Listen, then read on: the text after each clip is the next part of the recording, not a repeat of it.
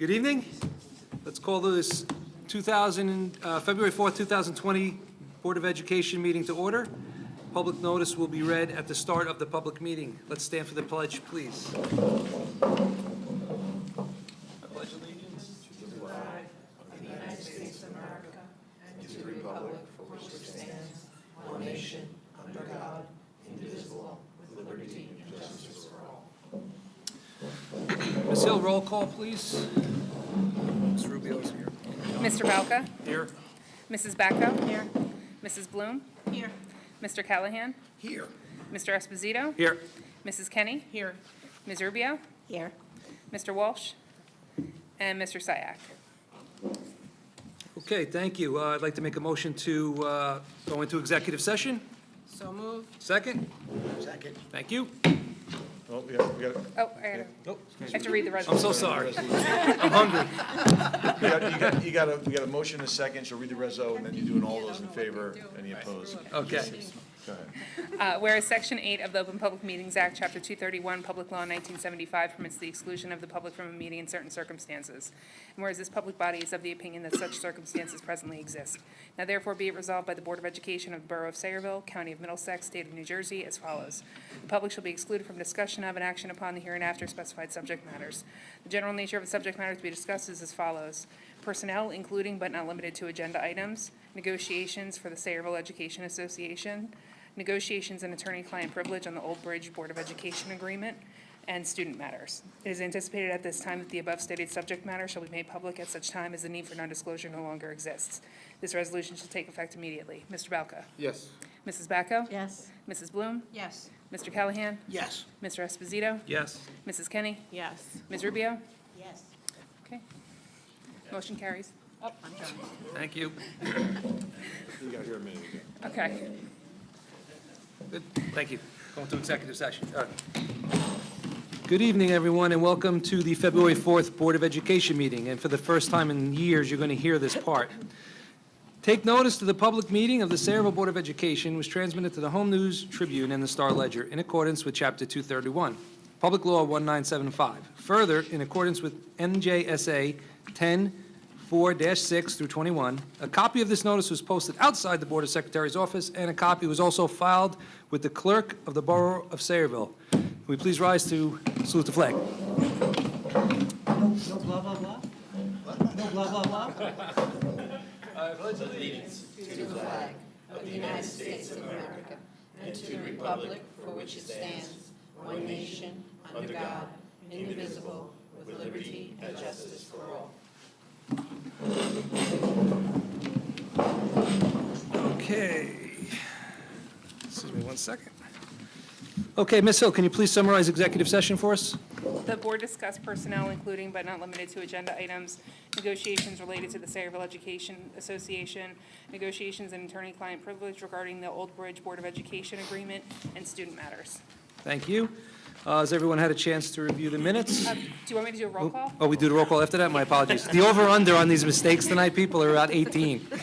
So get your bets in early and quick. Mr. Balca? Here. Mrs. Bacco? Here. Mrs. Bloom? Here. Mr. Callahan? Here. Mr. Get Esposito? censured for this. Here. Mrs. Kenny? Here. Ms. Rubio? Here. Mr. Walsh? Here. Mr. Syak? It does? Oh, yeah, okay. Who reads the agenda? Has everyone had a chance to review the minutes from the January 21st board meeting? Could I have a motion to approve those minutes, please? So moved. Second? Second. Thank you. Any comments? Roll call. Mr. Balca? Thank Yes. Mrs. Bacco? Yes. Mrs. Bloom? Yes. Mr. Callahan? Yes. Mr. Esposito? you. Yes, Mrs. Kenny? Yes. Ms. Rubio? Yes. Mr. Walsh? Yes. Motion carries. thank you. No student representatives tonight, so Mrs. Kenny is going to do my highlights this evening.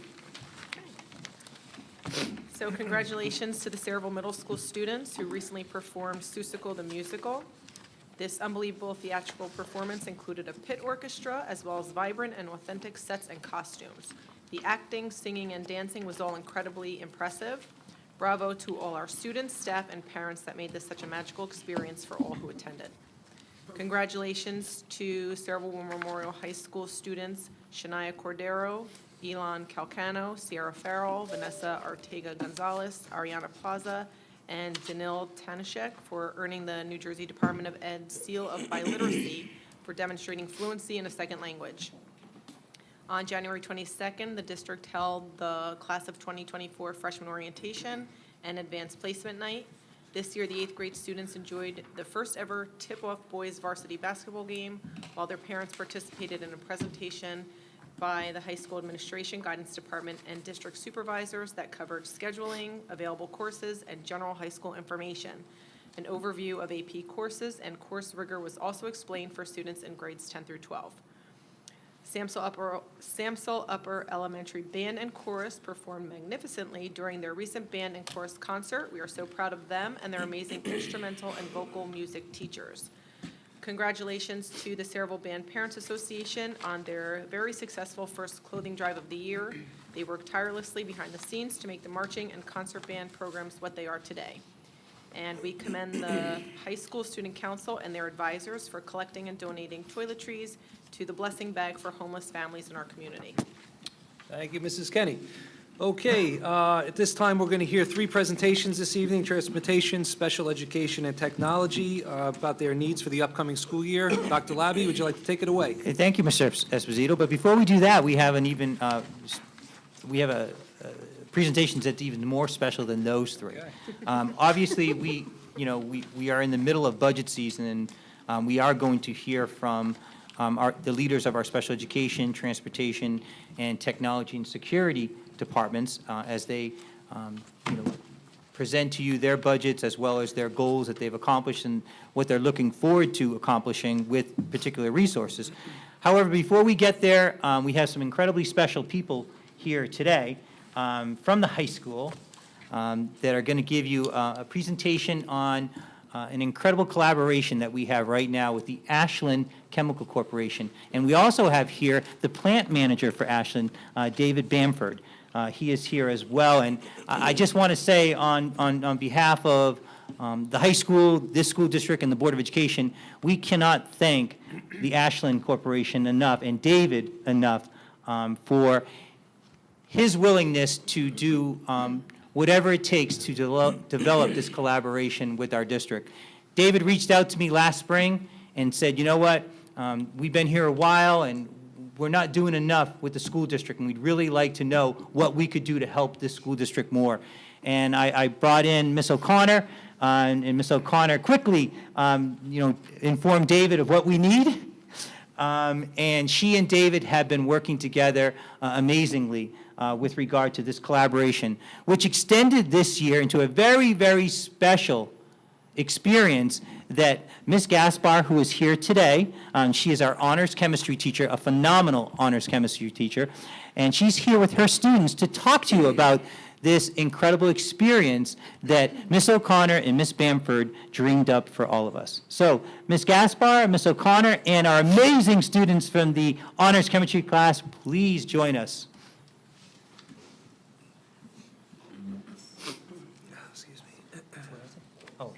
I'm sorry, Ms. Gassman. I said Gaspar, didn't I? I don't know why I did that. I'm sorry, Ms. Gassman. This will be in my evaluation. Take it away, Ms. Gassman. Okay, well, it's not about me, it is about the students. So I would like to introduce 4 of our honors chemistry students. We have Dia, Asma, Kinsa, and Iman.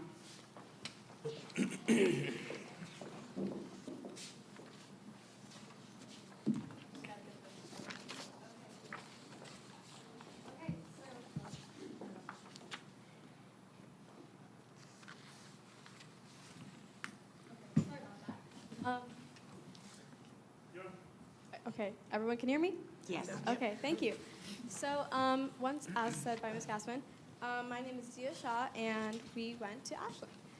So, primarily, we would like to start with who we met. So, basically, we were accompanied by, or were ever so kindly accompanied by, David Bamford, our plant manager, or the Ashland plant manager, and we met him, Alexander Massey, which is production manager, and Paul Kirkpatrick, which is production engineer. So basically, they worked hand in hand with us together and interacted with us and worked together with us with stoichiometry problems and basically taught us so much about the plant and its history and whereabouts and everything that we needed to know and answered our questions ever so kindly. In regards to doing the stoichiometry, I know for a fact for me,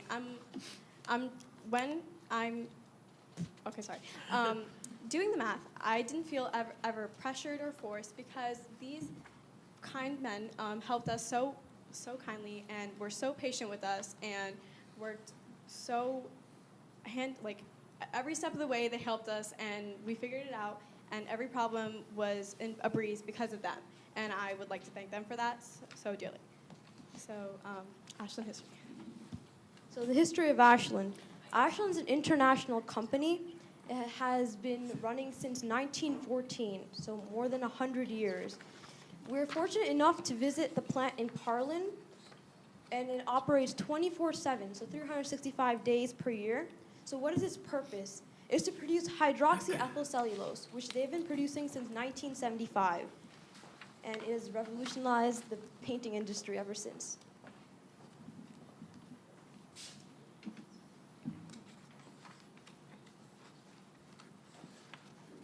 So what is hydroxyethyl cellulose? As said before, Ashland is a company which creates it and is used as a gelling and thickening agent in a variety of products, which can range from cosmetics to household products. In particular, Ashland creates hydroxyethyl cellulose as a paint thickener. What this does is it enables the paint to stick to the wall and prevent it from splattering or dripping off the walls. So if you're ever buying paint, you should make sure it says hydroxyethyl cellulose. That means you have the good stuff. And so what it's made from is cellulose and ethylene oxide. Paul and Alex actually showed us these huge bundles of cellulose sheets which are being fed into this machine. And what came out was a very fine powder, which is very astonishing. Basically, so this is a reactor, and the reactants would be cellulose, ethylene oxide, sodium hydroxide, and nitric acid. And the products would be hydroxyethyl cellulose, sodium nitrate, and water. At Ashland, we were able to take what we learned in chemistry class and apply it to real-world problems.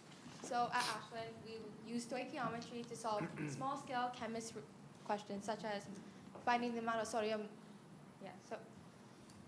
hydroxide needed per reaction, the amount of nitric acid needed per reaction, and the quantity of hydroxyethyl cellulose, or HEC, needed produced per reaction. If you can see the problems that we did, we started off by finding small pieces of information and then pulling them together at the end for one or two big dimensional analysis problems. And I know that at first I struggled with dimensional analysis a lot, and they really helped explain how to simplify it and make it a lot simpler. It was really intimidating at first, but they really helped us out. And where would the chemists be without the engineers, which they did? Their small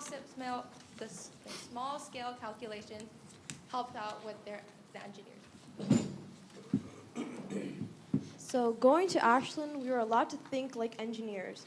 We made large-scale calculations where we calculated the pounds of a reactant such as NaOH.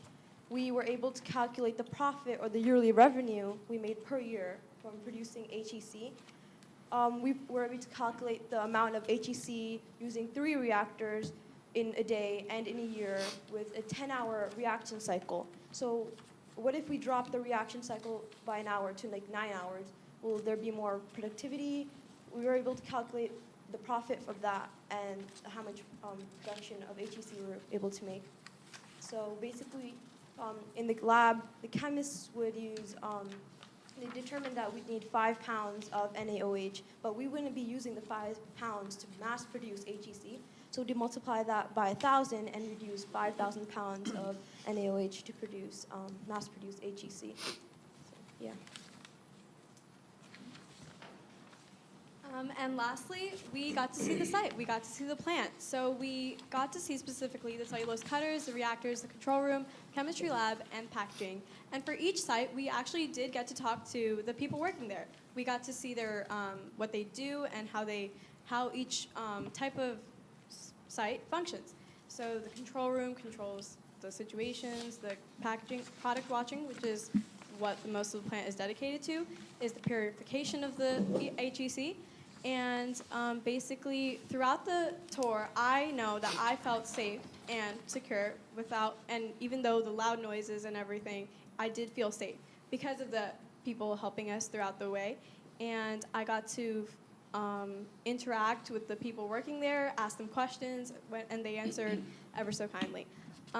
Also, I got to learn, I got to have fun and learn at the same time. So, yeah. Okay, so Ms. O'Connor actually sent out a survey to all the students that participated, and they had a great time. One of the most common response was that they loved that the chemistry they were learning in class actually does have real-world applications, and what they love least about the trip is that it had to end. They really want to learn more, they want to see more. 97% of the students that went said that it has increased their interest in science and engineering, and they really wanted to thank the people at Ashland because they are enjoying learning this, and they're getting to see great things right in their backyard.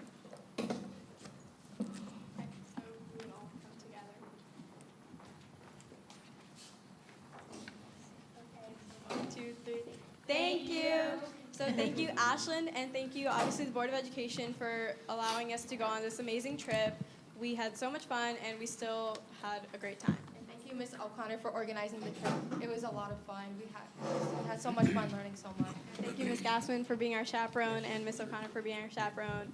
I know that we all had a great time, and we learned along the way, so thank you. So it's customary now with our new format to our board meetings that we ask our presenters to sit at the table. They have a question. So ladies, could you join us at the table here? And then Ms. Gassman, Ms. O'Connor, and Mr. Bamford, if you don't mind, would you like to join us? Come right up here. These three here, four here. And we'll keep this just in case. You guys can share those two.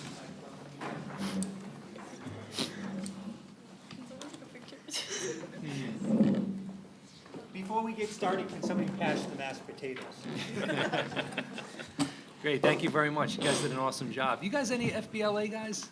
I do DECA. And I do HOSA. Okay, we've seen you here before, right? I thought we have. Yeah.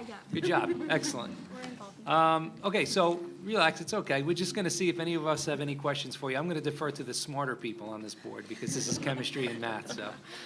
So anyone have any questions at this point? So I'll First of all, I just, want to thank since you you said, also. I'm sorry, John. I want to thank you for allowing our students to come.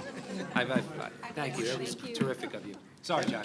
That's okay. Since you deferred to the interrupt. smarter people, I'll ask. There you go. No, great job, ladies, and thanks again. And we really do appreciate partnering with the industries in town who, it's really a dual benefit.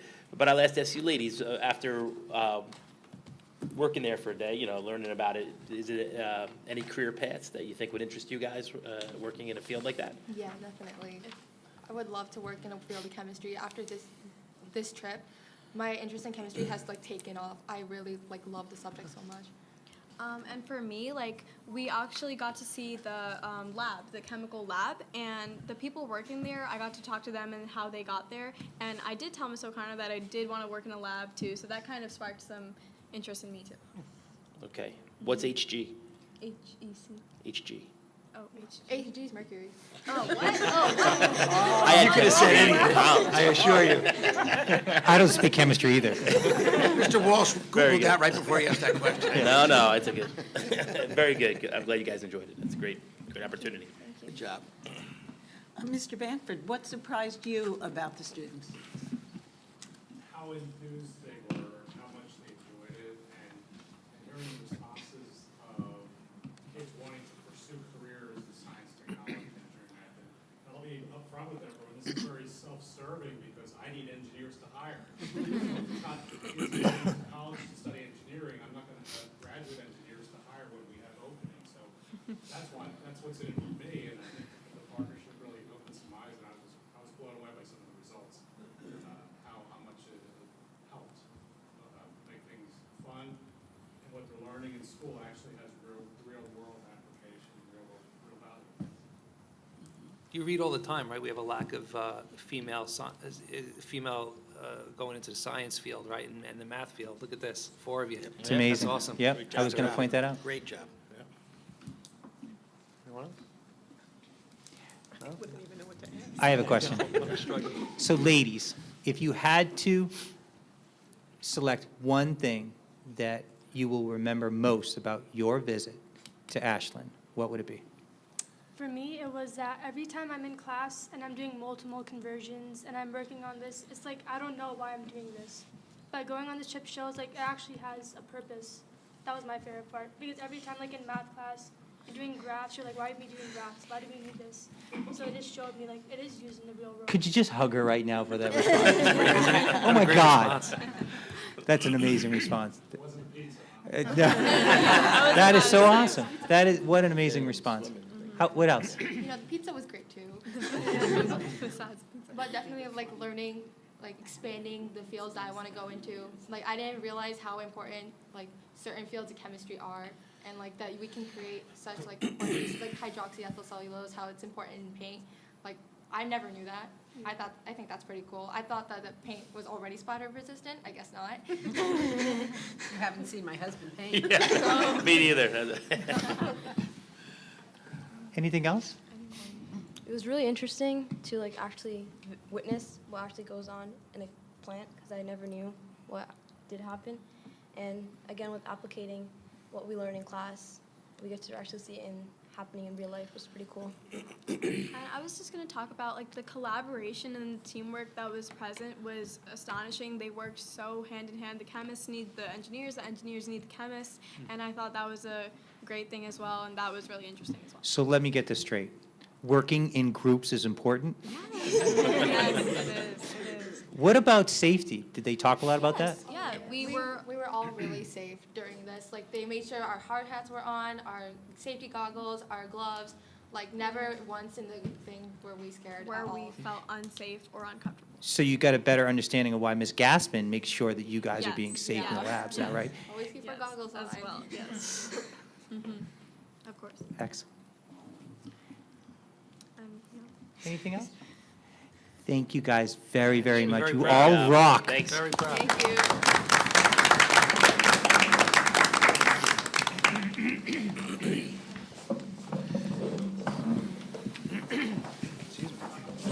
Great job, ladies. Great job. Excellent. They had a do investigation that you turned to your 97%. That's right. Why was it 100%? Guaranteed on this.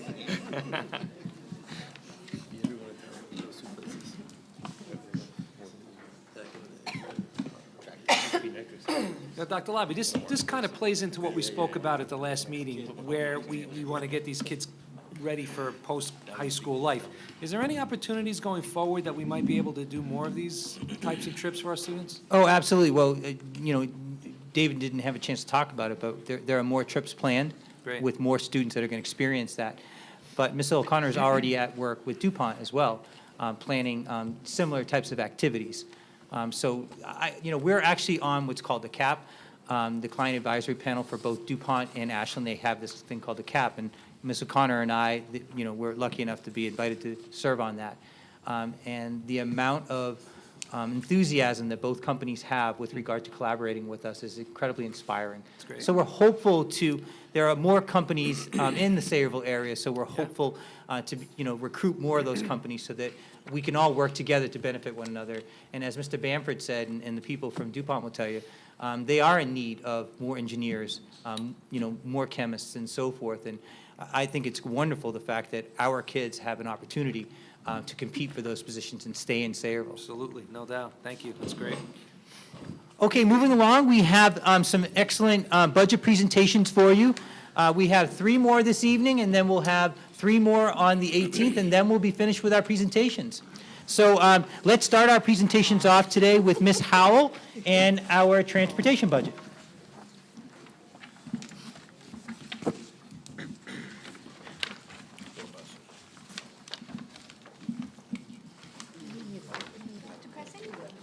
No, I've already requested. Just press up. It's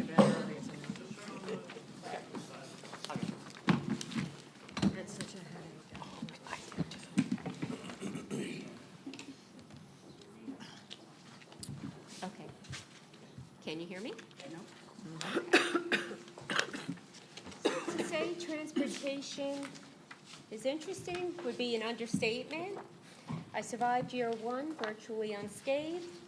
I was very happy the first day of school that we had a pretty successful first day of school, and then day two came and Dr. Labby came to see me to say, guess what, Lori? In 1 month you're going to start transporting 300 plus preschoolers.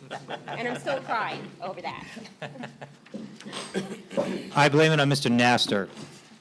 How do we advance? Okay. Which is very lucky that we ordered these new buses last year. We did add 1 wheelchair mini and 4 full-size buses to the fleet, which, upon hearing that news, immediately became preschool buses. We also needed to hire extra drivers, which we're still looking for. We've been actively recruiting.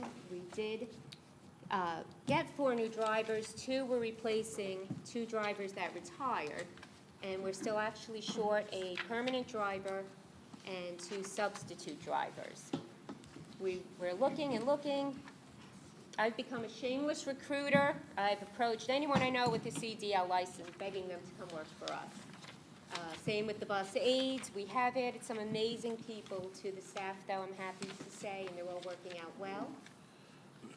We did begin the implementation of transportation for the new preschool program. Unfortunately, it's not going as quickly as we want to. We do have 1 contracted bus on the road and 1 in-house. I'm hoping to get the 3rd bus on the road next week as soon as we get through inspections and I have some more buses available. And the 4th bus, hopefully within 3 weeks, we're waiting on some bus aid fingerprints to come through and we'll be ready to roll with that. We also created centralized bus stops for the private schools, which we did have a little bit of complaints initially, but overall it's going very well. It's allowing the buses to get through town in a more timely manner, reducing ride time for the students that were previously on the bus for a little over an hour. There's been a lot of new rules and safety regulations put in place due to the number of bus accidents in the past few years. So we've been complying with all of that, trying to keep on top.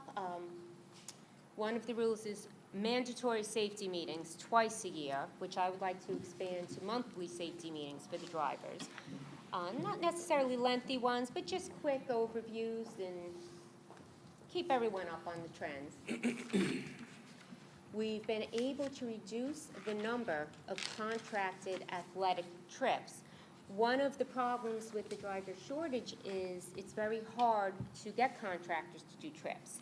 So by working very closely with the athletic director, and our one-trip driver, we've been able to get all of the athletes where they need to go. We haven't had to cancel any trips yet, which is very good. Working closely with all of our contractors. We're all aware we've had numerous problems with a certain vendor. I'm working very hard with them. I myself have been out driving on a daily basis, AM and PM. Barry's also been driving, trying to get it done. I've been meeting with them. I meet with other contractor drivers who are having difficulties with student management, and I go along for ride-alongs with them also. Our goals for next year are to upgrade the bus cameras. So by working in conjunction with technology and security, we hope to find an excellent product that will help ensure the safety not only of my drivers, but of all the students being transported. All of our new buses currently do not have cameras, and that is a safety concern for all of us. So that is priority number 1 for me. I would also like to add 5 new full-size buses to the fleet. We have 3 that are coming off of the road, so right away we'll be short 3. Once all the preschool buses are on the road, we will only have 1 spare bus. Best practice and a good rule of thumb is 1 spare vehicle for every 10 vehicles. our fleet, in 2 weeks, will be up to 34 buses, and as I said, that will leave us with only one spare bus. So by adding these 5 buses, that'll give us the 3 necessary. We would like to add 2 minis to the fleet also. We have 1 bus that we'd like to take off the road early. It needs an exorbitant amount of work, and it's just not really cost-effective to keep it. The general rule is 15 years. This one's just not going to make that.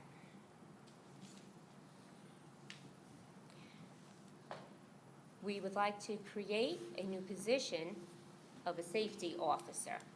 With all these new safety rules, I could really use help with that and have someone to do the drive-alongs, help with driver evaluations, make sure all the drivers' paperwork is up to date, their fingerprints, physicals, etc. Hope I skipped one. I'd like to continue to reevaluate and reconfigure the bus routes for greater efficiency. I don't believe in keeping the same stops over and over. I think they should be reevaluated each year and based on where the children are living and where the population is going. We need to add a 3rd mechanic to help maintain this expanding fleet. The rule of thumb there is usually 1 man for every 10 vehicles. Right now, we have 2 mechanics, and that's 17 vehicles per man to maintain, which is very overwhelming. We'd like to upgrade some outdated and failing shop equipment, also to maintain our ever-expanding fleet. Our software programs all need to be updated. We have jack stands that are in disrepair, etc. I would like to also expand training for all transportation employees. We're all under a lot of stress lately. We're doing double duty. We're doubling back for runs. We've been under the microscope with parents. So I'd like to look into different seminars they could attend, maybe relaxation techniques, dealing with student management, such like that. Try to think a little out of the box there. What is necessary to accomplish these goals? Everyone knows the answer to that is always money, money, money, unfortunately. I know when you look at the price for the buses, it does seem very high. Unfortunately, with all these enhanced safety features, the price of buses has gone up. But these are all the features we want, such as the 3-point seat belts, the cameras that allow the driver to see around the bus to make sure there are no children in the danger zones, etc. We need an increased budget for personnel and an increased budget for shop supplies. And that's all. Thank you very much. Great job. We just Would you had like to keep join track us of at the it. table? And I know that there are members of the Transportation Department here. I know Barry's here. Barry, you can come on up if you'd like, or you could stay there. I'm going to pay for that later, won't I? I'm going to pay for that later, won't I? I'll start off. So am I to understand that all our buses have cameras? Some sort of camera system in them, correct? No, That is not true. no. The new buses do not have cameras. And I would say approximately 50% of the older cameras are not functioning up to par. So the new buses we buy each year are not equipped with cameras and we don't install them? They don't come equipped with a camera. It's an aftermarket accessory. How much is it per bus? And if I can jump in, just Yeah. know that the cameras are included in this budget. And in fact, if we have an opportunity to do them this year, we're going to do them this year. We have monies available, but the cameras are in the budget. Okay. And 50% of our old buses don't have them? And if they do have them, they have the old kind of cameras? They have them. A lot of it is outdated technology. When we pull a video, a lot of times the video card has been corrupted and we can't get a clear video. And these new cameras allow not only clear vision inside the bus, but you can see outside the bus too for children and pedestrians? No, that's another accessory to comply with Abigail's law, that those cameras are actually built into the mirror in the bus. So when you stop the bus and you open the door, it illuminates on that mirror, and you can see in front of the bus. Then if the bus is in reverse, you can see behind the bus. Similar to, say, in your car when Right. you're going in reverse. Right. So- Is that in the budget also, or are we just looking inside at this point? Dr. Levy? Additional accessory, no, that's not in the Okay. budget. Well, those cameras are in the bus when we purchase it. The Because ones it's that light the up in law, the she mirror to comply with Abigail's law. Those are already built in. But that's not on the existing buses, Right. correct? No, that's in all of the new international. Right. Right. Yes, that's in all of them. The cameras we're talking about is the cameras that would allow us to pull a video to see Fair. students on the bus, Right. drivers on the bus. If we get a complaint about a driver, or if the Sure. driver complains about the students, those would be the videos that, say, the principals would request. Right, to of view course. Those videos. Of course, okay. The cameras that she's talking about, the ones in the mirror? Yeah. That's mandatory law now. The They're new- in for the new all buses. new buses Right. that are Yes. being Mhm. built after, I think, 2019. 19, March 19. Right. They had to be put in for a young girl that got out of a house and was crushed under a bus, so Okay. the parents pushed for this law and they passed it. It's actually a federal law. They have to be in the buses, that's. Understood, okay. But our cameras that, for the safety of the drivers and the students themselves, all of ours are basically obsolete, they're old. They all need to be replaced in all the buses except for, I think, 6 newer versions that we put in 3 years ago when Christine was still here. Those were the only ones. So 6 are brand new, so the rest of the fleet really needs to be done, along with the brand new buses that don't have any in them at all. Okay. How many buses do we have? Do we own right now? 33? 33. 33, is it? And the 34th should be here within 2 weeks. Yeah. Okay. One other question, if I could. So these centralized stops for private schools, I don't know the answer to this, so do they, how can I phrase this? If you were to get transportation within the town, I presume that's free. But if you were not entitled to busing, say you lived a half a mile from the school, but you decided to go somewhere else, do we charge them for these, for this No. transportation? No, that's not, in the way the law is written, if somebody goes to a private school within 20 miles of the town and we transport within our own district, we have to transport them if they live outside of 2 miles at elementary or 2.5 miles at middle school and high school, as long as it's within 20 miles. And if we can't transport them, we have to offer aid in lieu of transportation. So if they live outside those boundaries, they need to pay for this? Of their own school N- that they're going no. to. So, okay, so in other words, if they go, regardless if they were entitled or not in Sayreville, we pay if they go to Correct. another school within Right. 20 miles, you said? Within 20 miles, yeah, as Okay. long as they're outside of 2 or 2.5 miles of that school. So if there's a parochial school in town and somebody lives within 2 miles, we would not transport them or anything.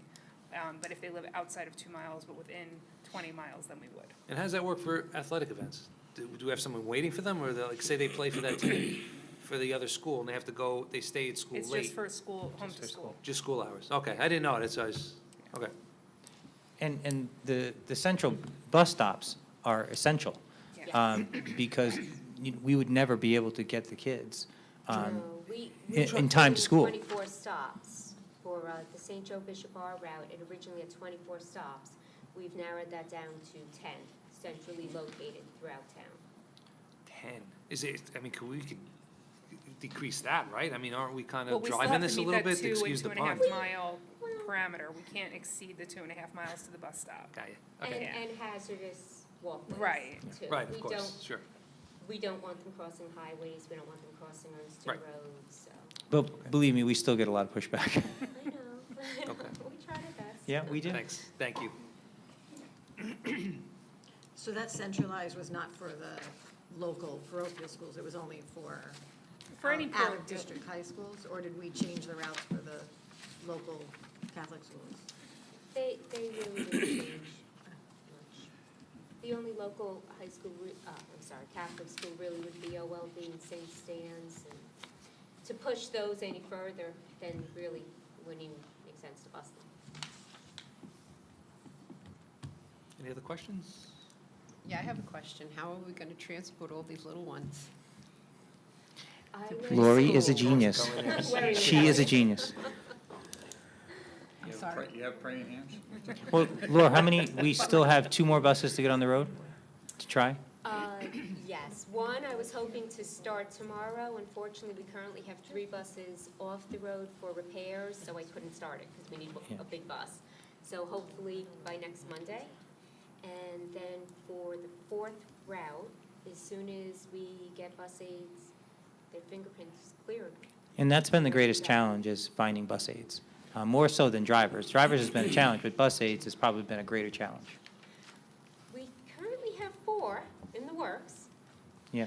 But my So hopefully question a is, couple with the weeks. little ones, you know, with preschoolers, will they be picked up like at a corner or right in front It'll of be their the house? same kind of bus stop, I mean, How's as the, you know, the kids in elementary school. Okay. We're basically doing the same type of thing. So they'll go to a bus stop. It won't be door to door. We'd never get them, you know, there on time. So it won't be a centralized bus stop like the out-of-district No, it parochial won't be- schools, it won't be but it'll fully be similar to what our kindergartners do and so forth.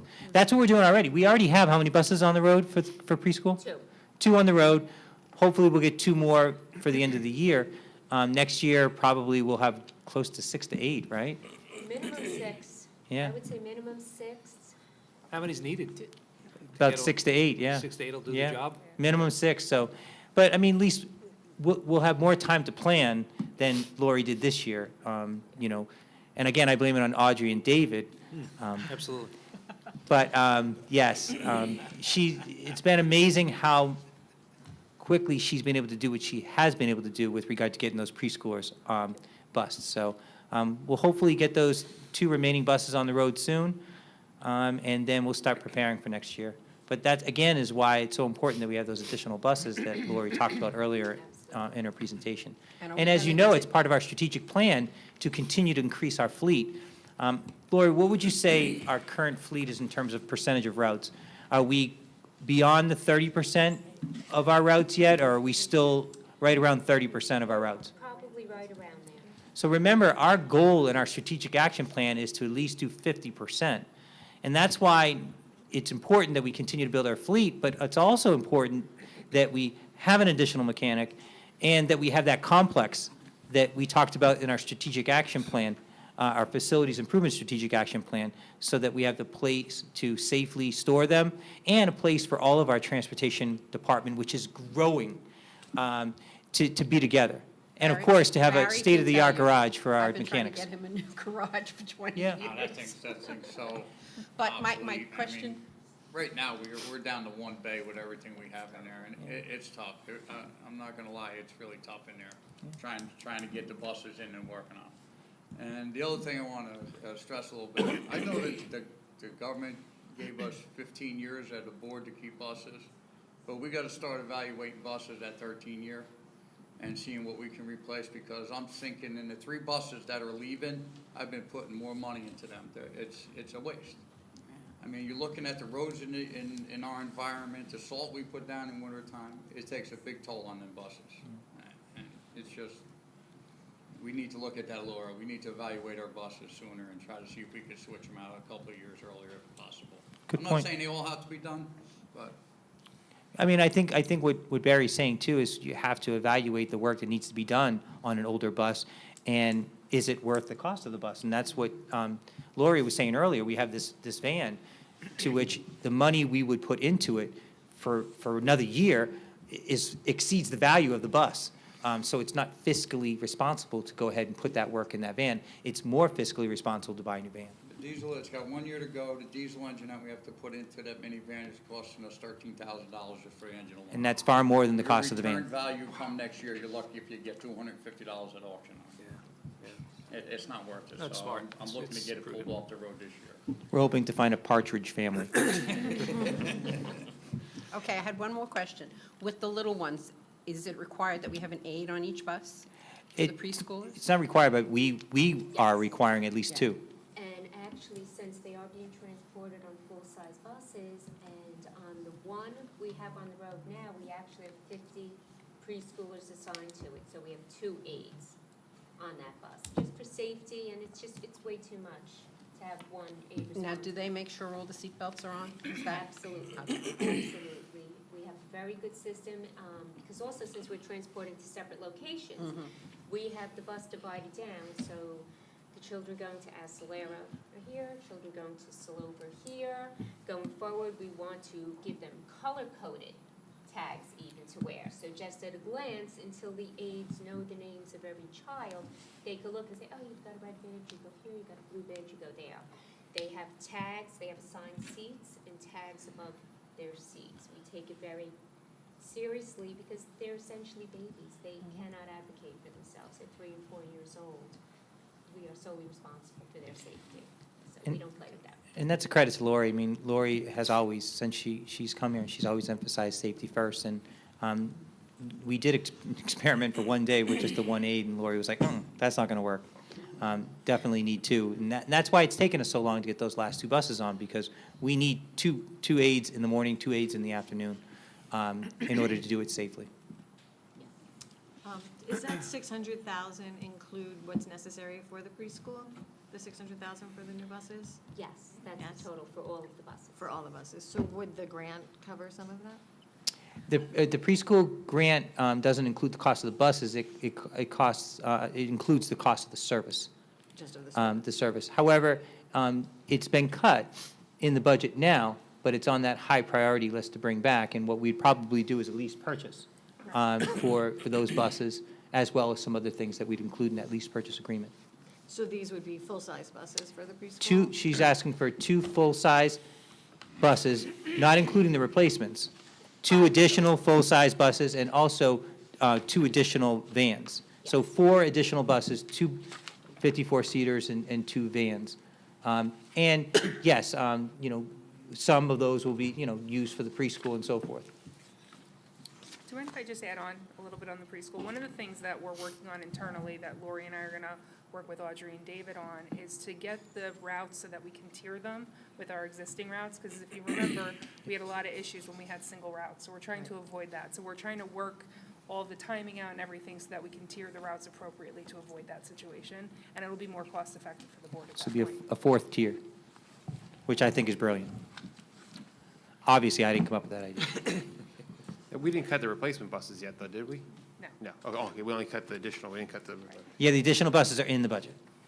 So the replacements were budgeted, but then we cut them and added a lease purchase just for those. Just for The them. other items are currently cut. So the 4 new buses that are not replacements have been cut, but they're very high on the priority list. I have to tell you, 5 Septembers, I'm on the board, 5 Septembers, and truthfully, I mean this sincerely, this was by far the best school year we've had. I mean, there's always something going on, but this was, I think it was amazing, and it's you and your crew. I mean that sincerely. Terrific job. I have an amazing staff.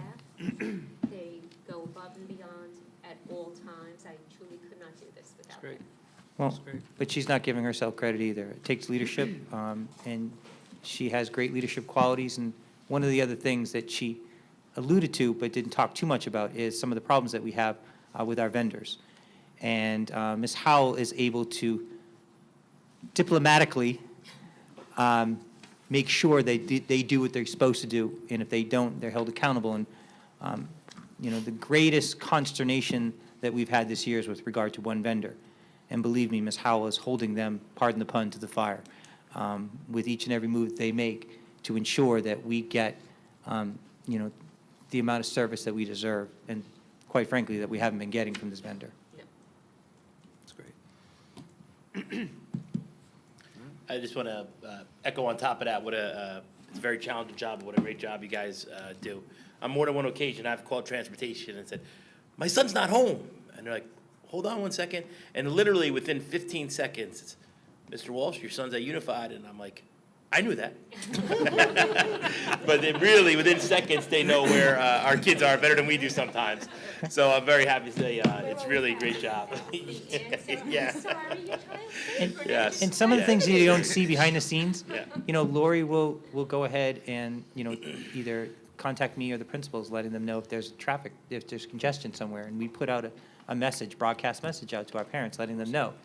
Lori lets our principals know as soon as she possibly can if one of our vendors is short-staffed and it's going to cause a delay with our buses. And although we don't want delays with our buses, we're getting the messages out early to our parents that this bus is going to be late, that bus is going to be late.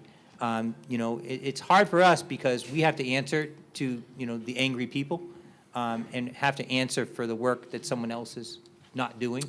But Lori goes above and beyond to make sure that she gets notice out to myself and the building principals when a bus is going to be late, when there's traffic or congestion or an accident and so forth, so we can do the best we can to inform our parents.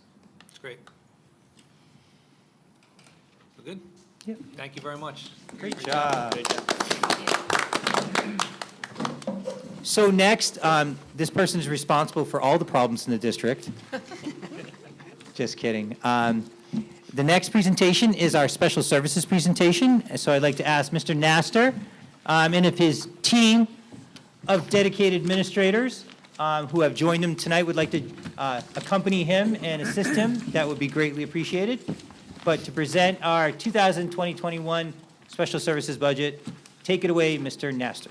Thank you very much. And before Mrs. Howell leaves, our department does concur. She has done a phenomenal job transporting hundreds and hundreds of our special needs students throughout the community, throughout the state, various locations, and it has been the best year ever. So thank you very much, Larry. So, on behalf of Mrs. Burns, Dr. DeFina, and Mrs. Schleyline, we would like to thank you for giving us a few minutes to take you through our programs and the corresponding budget implications of these programs and services. Beginning tonight with our preschool programming, we'll move to our school-age programming, and then we'll finish up with our 18 to 21 program. But before we do so, we do want to share with you some of the highlights and things that we were able to accomplish this year as a result of our 2019-20 goals. We will, beginning with our the establishment of our Director of Early Childhood, which allowed us to bring Mrs. Schleyline on as supervisor of pre-K and elementary school. Those two key positions really strengthened our preschool expansion aid. We were told that because we were moving toward an early childhood center with proper supervision, they prioritized our applications, so we were fortunate for the support that this board gave with those positions. Of course, we've talked about preschool education aid. I have some slides on that. Apart from the preschool education aid portion of things, we did look to align our preschool instructional practices with what is going on in the kindergarten through early elementary grades. So this year we did purchase, we provided the appropriate training for our staff, and we were implementing with oversight Fontes Fidel and STMath for our preschool, and that was purchased using IDEA funding. Typically for Unified PE, we asked for and received $20,000, which covers our staff's salaries, our T-shirts, our food services for the events. This year we asked for an additional $2,000 because we wanted to provide equipment and create a unified PE program. So at the second, and we were granted that additional $2,000.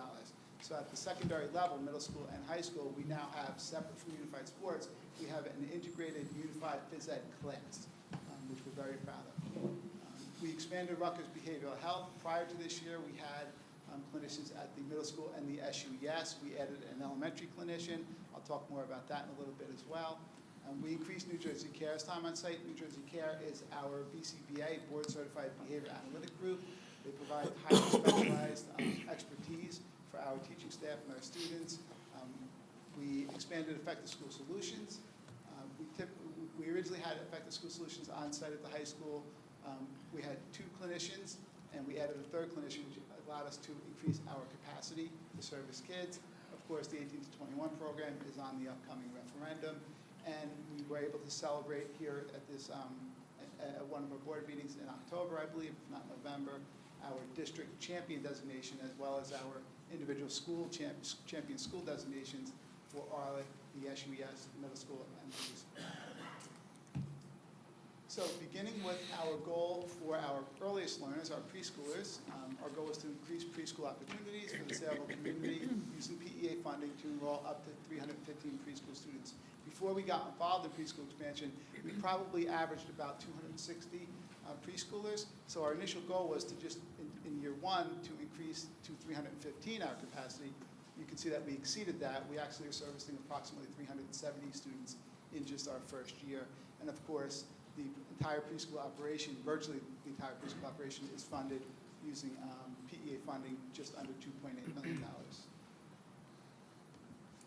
However, our goal for next year is rather ambitious. We are targeting or aiming for 633 students as a service for the community, and our grant submission this year is just under $6.5 million. In fact, one of the the person who oversees the grant applications at the State Department called Mrs. Burns just a few weeks ago and asked her if we were serious. Were we really looking to double our preschool capacity in just year 2? And also, were we really serious about partnering with so many privates? Mrs. Burns' response was, have you met our superintendent? She did say that. And the DOE workers' response was, yes, we have, and we know you're going to get it done. So we moved past that conversation very quickly. She realized that we were serious. You can see our leased facility. We will open 18 integrated preschool program classes. Enrollment will be capped at 15 as per the grant, 5 students with disabilities per class. We are also will open 4 self-contained applied behavior analysis classes for students with the most significant disabilities. That's down from 5 this year because of the lower class size in the integrated programs. We believe that we can move some students toward the least restrictive setting. I'll talk a little bit more about that in another slide or 2 as well. We reserved 5 classes at the SUES, anticipating a large turnout, and sure enough, we are about 50 seats away from being full at this point, and we're only in early February. We partner with Accelero. This year we have 4 classes. Next year we'll have 5. Part of the grant requirement is to go out and find your hard-to-reach or hard-to-find families, those families who might not otherwise reach out and ask for preschool services. So Accelero is very good at doing that, so they will provide 75 seats for 75 students for us. Private partners, we actually went out and visited all 8 Department of Children and Family approved private providers in town. Only 1 did not have the space that was required for us, so we partnered with 7 of those private providers. The state was really impressed with that. They told Audrey that the importance of partnering with the privates, there was actually 2 reasons. Number 1, we know that our parents in town need those privates for their infant through 3-year-old daycare. They don't want the privates going out of business. But number 2, they also want the high-quality preschool standards that we're required to implement to flow through us and then be implemented at the private schools. If we did not partner with them, the private schools could, of course, instruct however they wanted to instruct. Here's a breakdown of the budget for next year. Remember, just under $6.5 million. Salaries at the top, teachers and paraprofessionals. The $84,000 for supplies and materials, that's a very specific classroom setup that we're required to implement. Ms. Burns has become an expert on that environment, so we have the funds set aside for that. Both our supervisor and program director salaries are included in the grant. A nurse, 2 administrative assistants, as well as a technician for the new location, 2 custodians, a campus security monitor, all funded by the grant. We will have 2 master teachers next year. That's up from 1 this year. The grant requires 1 master teacher per 20 classes, so of course we'll increase and add a second. Employee benefits, the contracted pre-K and the Head Start funding, that's the money that flows through us to the private providers. Professional development, that $6,000 is significant. We're required to provide a $15,000 PD package. Mrs. Burns, however, found a child advocacy group to volunteer to kick in $9,000 of that. So the remaining balance you see there, that will show the $6,000. Just over $4,500 for Mr. Kolmensberger's department as far as cleaning supplies for a new building. The leasing figure is there. To Mrs. Bloom's question, our transportation costs are there, funded by the grant. That's not the vehicles, but that is the salaries, et cetera, and fuel. And of course, just under $94,000 to help offset Mr. Dr. Malloy's technology infrastructure needs. We were once again asking him to bring a building up to our standards, and so that money will help offset his costs. Moving into our school age goal, the goal is to increase the percentage of students with disabilities in the least restrictive environment from the 17-18 baseline of 46.8% to 50%. That represents the percentage of students who are being educated in a general education classroom 80% or more of the school day. In many of our buildings, that's probably if you receive 1 period of pull-out special education programming, you're probably going to fall into this category. Or if you are receiving a full day of inclusion or in-class resource, you'll fall into this category. 2 or more special education classes, you're not going to fall into this category. That's the most recent data from the state, 2017-18. That's why we're using it. We're awaiting the 18-19 data. But just to bring you a frame of reference or some rationale to why that's so important to us. This data set was released just last year from the State Department of Ed, and they essentially went out and they interviewed a random sampling of students from a random sampling of districts throughout the state. And they really wanted to find out, they really wanted to find out in the lower left-hand corner, 1 year after graduation, if a student had an IEP in high school, 1 year later, what was the student doing? So at the lower left-hand corner, you'll see enrolled in higher education, competitive employment, moving up the line. Competitive employment was described as some type of meaningful employment in which you can sustain a lifestyle. Enrolled in some other type of post-secondary educational training, non-college type of training. Some other employment that they defined as part-time employment that you really couldn't sustain yourself with, or not engaged at all. So they interviewed the students in the summer of 2017, 1 year after they graduated in June of 2016. The column second from the left, that represents that 80% or more category that corresponds to our goal. The percentage of students who are being educated 80% or more of the school day while they were in school with IEPs. The percentage enrolled in higher education was 62%, and the percentage not engaged was 6%. But if you move to the middle column, that represents the percentage of students who were being educated in the general education program between 40 and 79% of the day. The percentage of students enrolled in higher education dropped from 62% in the first category to 41%. We lose 21 percentage points there. And the percentage of students not engaged at all 1 year later increases from 6% to 15.5%. These kids were 2.5 times more likely to not be engaged 1 year after high school. The column second from the right, that represents the percentage, the percentage of students who are being educated in a general education class 40% or less of the school day. Those are our self-contained students, typically our multiple disabled students, our behavioral disabled students. They might be mainstreamed for lunch and phys ed, but the remainder of the day is in a special education classroom. We're now at 29% enrolled in higher education. Remember, we started at 62%. And the percentage not engaged at all, 18%, 3 times more likely to not be engaged in the first category.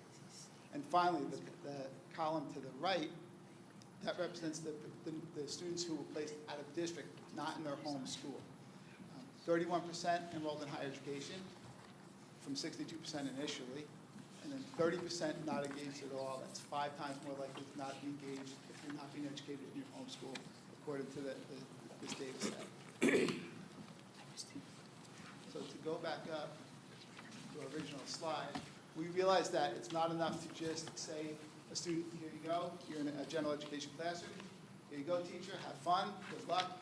We really need to be responsible with what we ask our teachers to do, and to do that, we need to provide the highest quality services for our teachers to utilize and implement. You can see some of the math and literacy interventions that we have in both the general education inclusion setting and the pull-out replacement setting. Those are funded entirely through our resource supply line item. That it's $10,000 per account, and that has been flat for many years. We can do a good job without raising those costs at all. Similarly, the developmental interventions that we do for our students with multiple disabilities, that also is funded by our MD line item. That's been flat for many years. We're not asking for an increase there, and that's typically $8,000 in the next budget. Behavioral interventions, these are really important. These are essentially general education interventions. They promote the success of our general education students who might be struggling for social-emotional reasons, behavioral reasons. Our BCBA services I mentioned, we fund that using our IDEA funds, $175,000. That will remain flat as well. Effective School Solutions, we currently have Effective School Solutions at the high school. We are looking to bring them to the middle school. That program, that funding has remained in the preliminary balanced budget, so it's there. However, the next program, Rutgers, has been taken out in an effort to balance the budget. But we are looking to bring Rutgers back at the UES in the elementary school. They provide the highest level of psychiatric services for many of our families. Dozens and dozens of families right now are receiving psychiatric services from Rutgers, including medication education, medication management, prescriptions for medication, as well as the clinical services that surround that. So we will ask the board to strongly consider, should we receive some additional funding sources in the next few months, to bring Rutgers back for us. That's probably that is my department's highest need, to bring them back should we receive additional funding. Finally, extended school year. That's perhaps the most important program that we run to prevent summer slide, to prevent what's called regression, to make sure that children are being educated in a least restrictive environment. That figure has remained flat also. We budget approximately $260,000 for that. It's all staff salaries to run a very large program, over 300 students, as you know. And again, that cost stays flat, but I did add 5% this year in anticipation of our staff members moving up the salary guide for July 1st.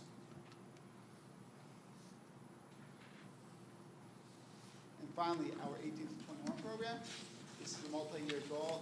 This board charged us essentially with building this program out, coming back this year and explaining to you in detail what this program will look like.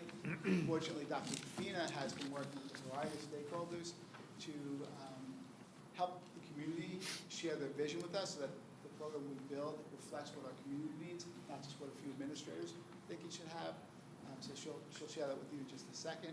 But I thought I'd go through our projected enrollment. If our target to open in September 2021, we believe we'll have 7 students of age for this program. If you go down, you'll see the enrollment increase each year thereafter.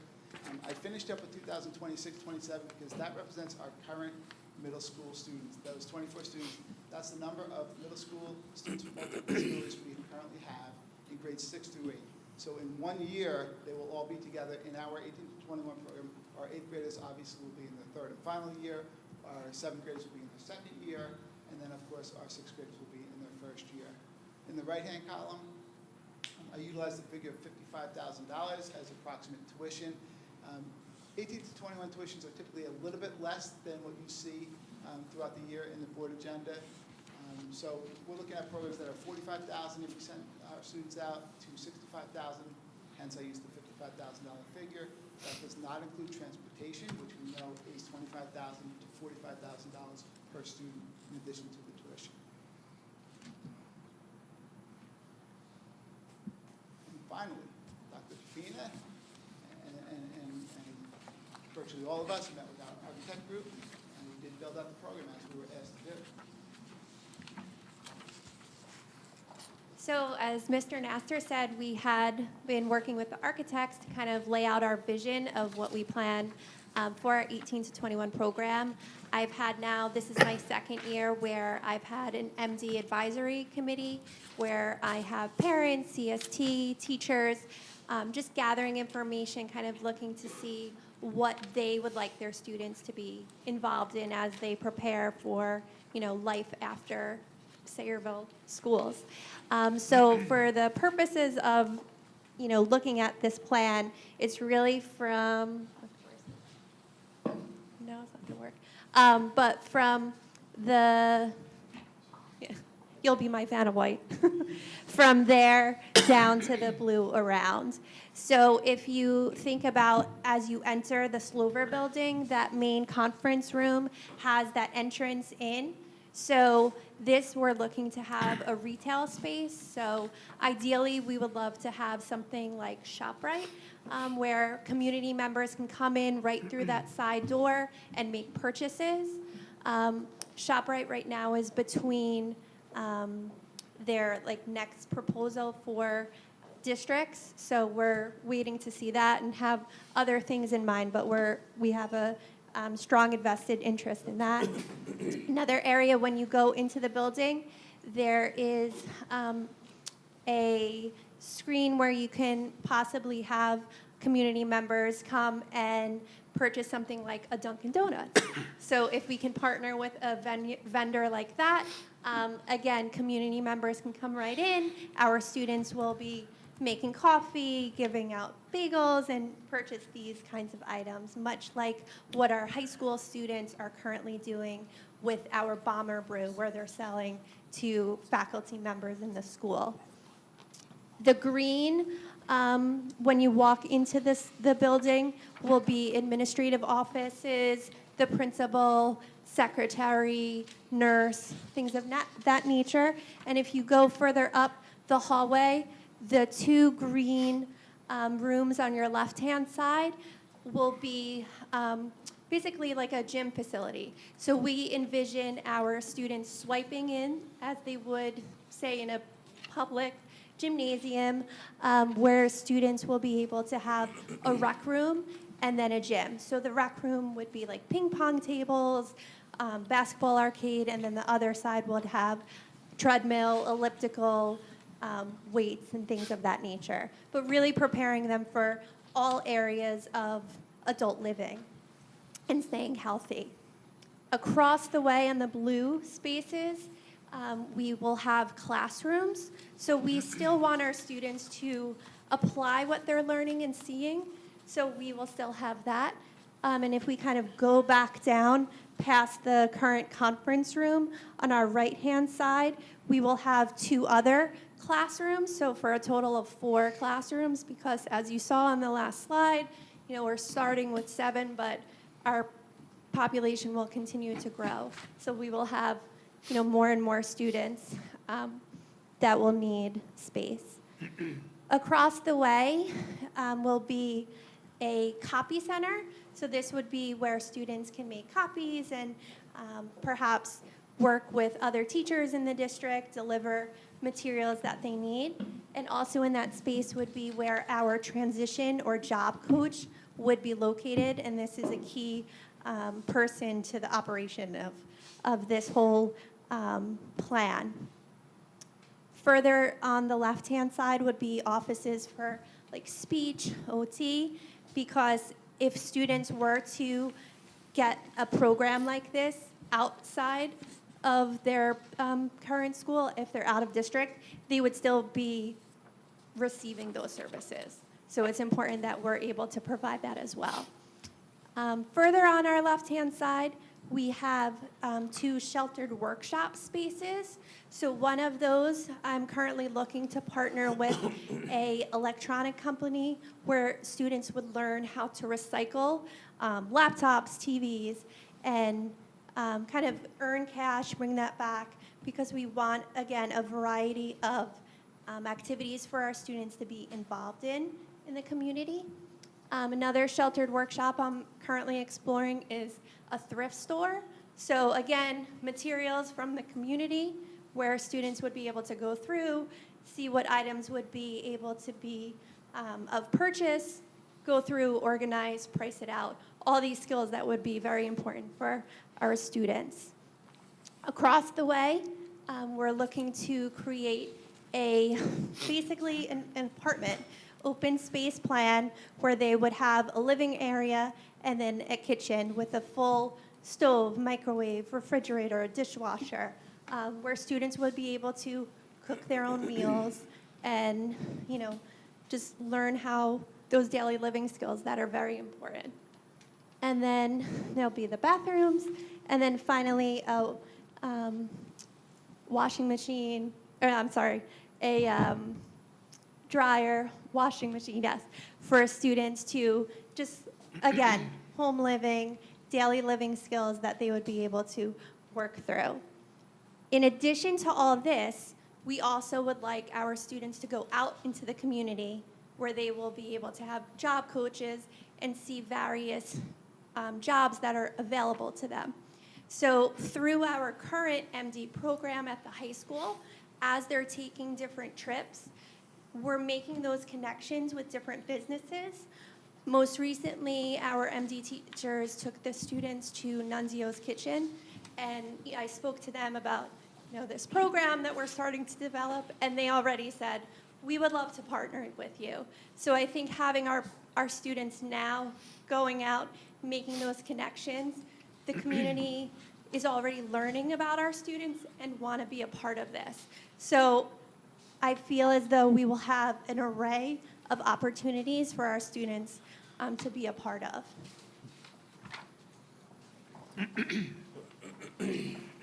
Our final slide is just a very brief budget development slide. I just wanted to put the categories up here. This time next year, these numbers will be filled out and they will be specific for you, but we would hope to open with 2 teachers, if not 1, a job coach who will take our students out into the community, nurse, of course, administrative assistant, custodian, campus security monitor, benefits, some PD equipment, supplies, cleaning supplies, and then we do anticipate the need for a wheelchair accessible bus so we can take our kids out despite their transportation needs. And Dr. Fina is currently exploring a grant with Johnson & Johnson to potentially supply us with the bus. So good luck on that. I hope we get it. And then, of course, Mr. Dr. Malloy, there's always an impact on his department. Because Slover is up and running, I'm told that it will essentially just be licensing upgrades for an additional building, but the infrastructure's already there.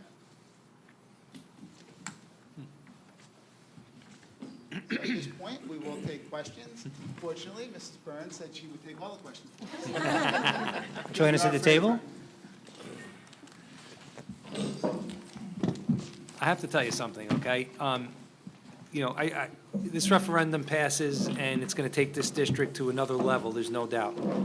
But what you've done, you guys have outdone yourself, in my opinion. This is going to be the crowning jewel in our district, and it's something that we should be amazingly proud of, and I'm already proud of it. You covered everything that you could possibly cover. And it doesn't shock me, but I'm extremely, extremely happy about it. I just thank you. A lot of thought went into this, and it's amazing. You know? And a lot of proud parents are really asking me all the time, is it going to happen? Is it going to happen? This is going to happen one way or the other. There's no doubt about it. We're going to make it happen. But you guys outdid yourselves, in my opinion. We're most proud that many of those parents are on our committee, and they're sharing their vision with us. That's And we're great. able to take their vision and not just tell them what we think it should be, but let's do what you think you need. They're your kids. It's awesome. I've seen bits and pieces of it in other towns, but then to see it all in one location, of course, the location we're familiar with, very exciting. Very exciting. Yeah, just, you know, guys know how excited I am about it. I can't wait, and you guys have been doing such a great job. And even these numbers you put down, I think they're gonna be higher, because I think we're gonna be kicking people out who wanna pay tuition to come here. I really do, because I know that we'll do it better than anyone else does it. Just, you guys have proven that over and over again. Every program we put in is better than outside, and it's better for our kids. And, you know, that's why my kid's here, and you guys do, you know, just keep it up. It's a great job, and I can't wait to come up there for a coffee. I don't drink coffee. The superintendent really does want a Dunkin' Donuts, so. That brings the State Department said. I want the Dunkin' Donuts very badly. That brings up a great point. So we talked about bringing outside students in at some point in time, right? So you think 26 was the number we're going to have at some point? 24, we anticipate for the year 2026. Right. Well, what's the max? 48. How many? 48. 48. As built, when this is done, day one, we could put potentially 48 students in it? Class size of 12. Yeah. That's great. That's awesome. Not to mention the Would that be- alternative school, which is in yellow. Yeah. We could have anywhere between 24 to 32 in that. It's amazing. Excellent. Now, how hard is it to find the preschool teachers for this 22 classrooms? Is it good, it's hard with bus drivers, or is it a little easier than bus drivers? I don't know, they all want to work for me. No, I'm kidding. It hasn't been hard at all. It hasn't been hard, you have no problems then? No. I already have about 5 waiting, looking for You jobs. still need another 17, Yes. 17 I need, at no, least, I need plus 5 more, 10 total. 10 oh, that's. Yeah, but I have 25 everybody else. Okay. But Mrs. Burns is being humble because most districts have trouble finding appropriately certified preschool teachers, and every one of our teachers is duly certified. It's remarkable. Speaking of humble, don't let Mr. Nasser fool you with that earlier comment about knowing the superintendent. Everything that you That was saw my here, comment, actually. Sorry. or Ms. Burns, everything you saw this evening is a part of their vision, led by David, Audrey, Kara, and Cynthia, where you have taken our special services and early childhood programs far exceeds where I ever believed they could go. So kudos to you guys. Absolutely. Anyone else? I have a preschool question. The list of private partners you have, do we, if a parent just wants to place their child in one of them, does that go through us, or do they go directly to that school? It goes through us. What we're doing is everybody's registered, so they're all registered with us in one location. And basically, at this point, we're just, we're filling the main building first, and then we're going to put the children in the other buildings. But if we have students that are already in the current locations, and of course, they're going to stay there. We would never move them. And then we haven't made a final decision, we're going to meet as a team and discuss basically if they have siblings in that, like one of the centers, we may look at those options because it's easier, of course, for the families, if they have two children together in the same location. So we haven't, told parents that we're putting, we can't give them a school of choice because, obviously we can't fit, 30 requests in one schoolhouse if there's only 15 seats. And we're anticipating, most of the parents that register are going to want to go into the big school, and then probably second to SAMSO, because we're probably going to have 5 classes at SAMSO. However, you can't do that with that many kids. So, we're going on that first come, first serve. So the kids that are, newly registered, based upon when they registered, will fill up the big school, and then we'll go from there to SAMSO and then to the privates.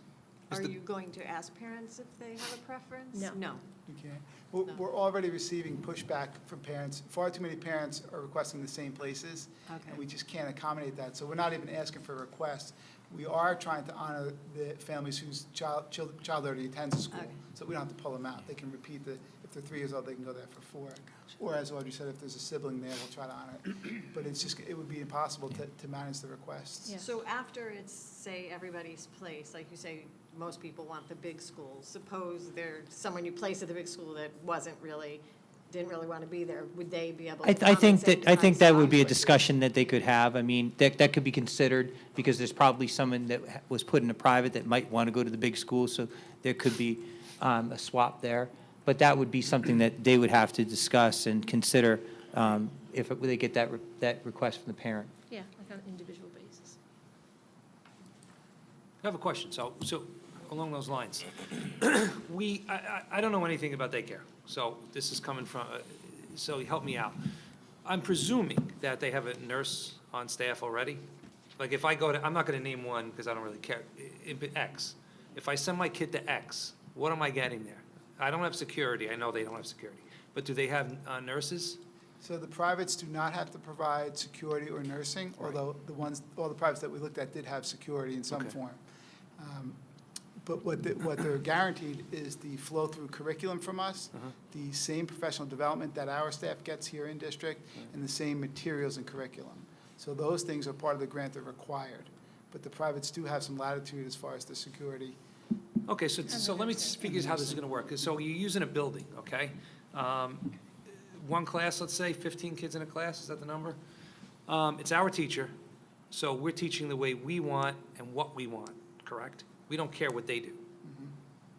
But we have a nurse, and I presume we're going to have security. I mean, we can't not give these kids security if those big schools have it, right? We got to give everyone the same security, I would think.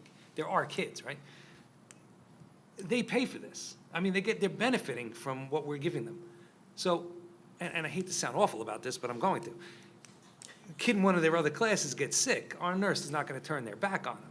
How are we going to recoup some of that money? I mean, why are we just going to, we can't be that generous, can we? And just say, we're going to give you a nurse in your facility and pay for it for you? And by the way, we're going to give you a rent. It's unfortunate, but we will not be able to staff the private providers. They hire their own teachers. They have to be certified, but they hire their own teachers. They provide their own staffing.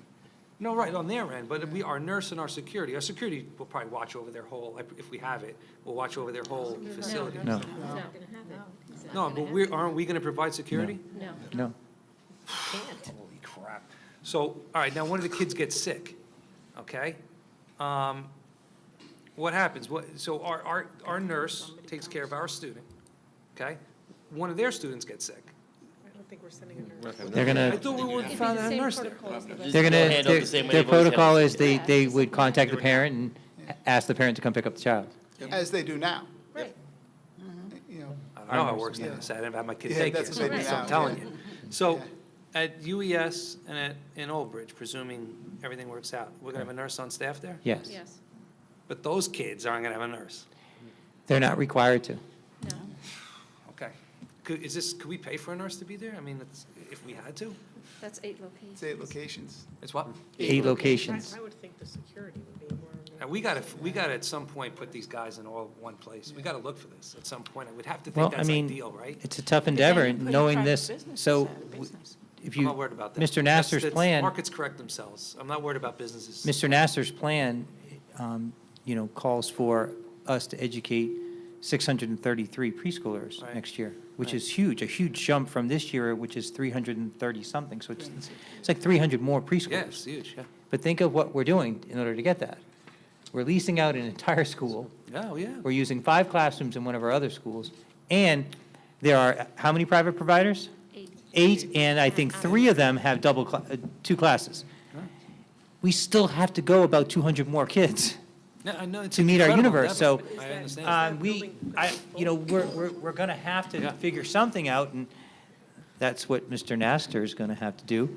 And Ms. Burns, they're going to have to try to figure out what it is we can do to accommodate the other 200 children that the DOE and the Census Bureau is saying are still left in Sayreville in our universe. So we've accomplished a big, we've taken a big bite from the apple, as said earlier by Ms. Burns, but we still got a couple of bites to go before we meet our universe, or inevitably, there are going to be about 200 3- and 4-year-olds that we're not going to be able to service.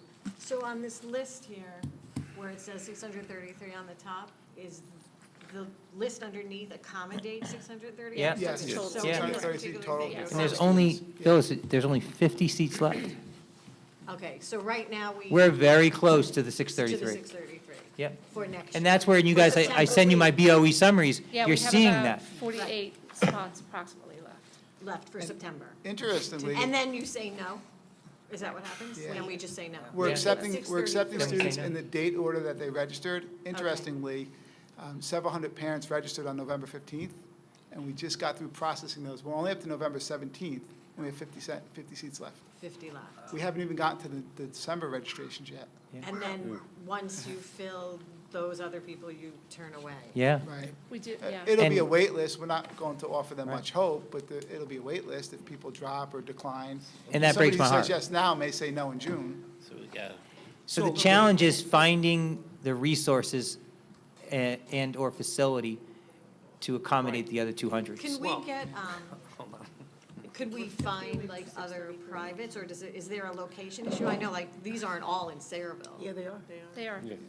They're at the Sayreville close vicinity, like They're close, like, 'cause I know the one is in was Old Bridge, Old yeah, The the only one, Garden Friends is in throw a Old Bridge, rock at it. right across the Right. street from, Right, but The other ones since who are we're in using Sayreville. an Old Bridge location, are we allowed to use? we could. Yeah, We yeah. could, so we could doesn't matter, find. as long as they're Sayreville students. As long as they're Sayreville students. Some districts go to other towns for their privates. So would that be a consideration? If We could, I mean, I don't know yeah, how yeah. much, Yeah. how big your pile is Yeah. from November Well, 15th to now. They say our universe is 876 students. We're 50 away 633. from 633, so we're good there. We can't add more because the state won't fund it.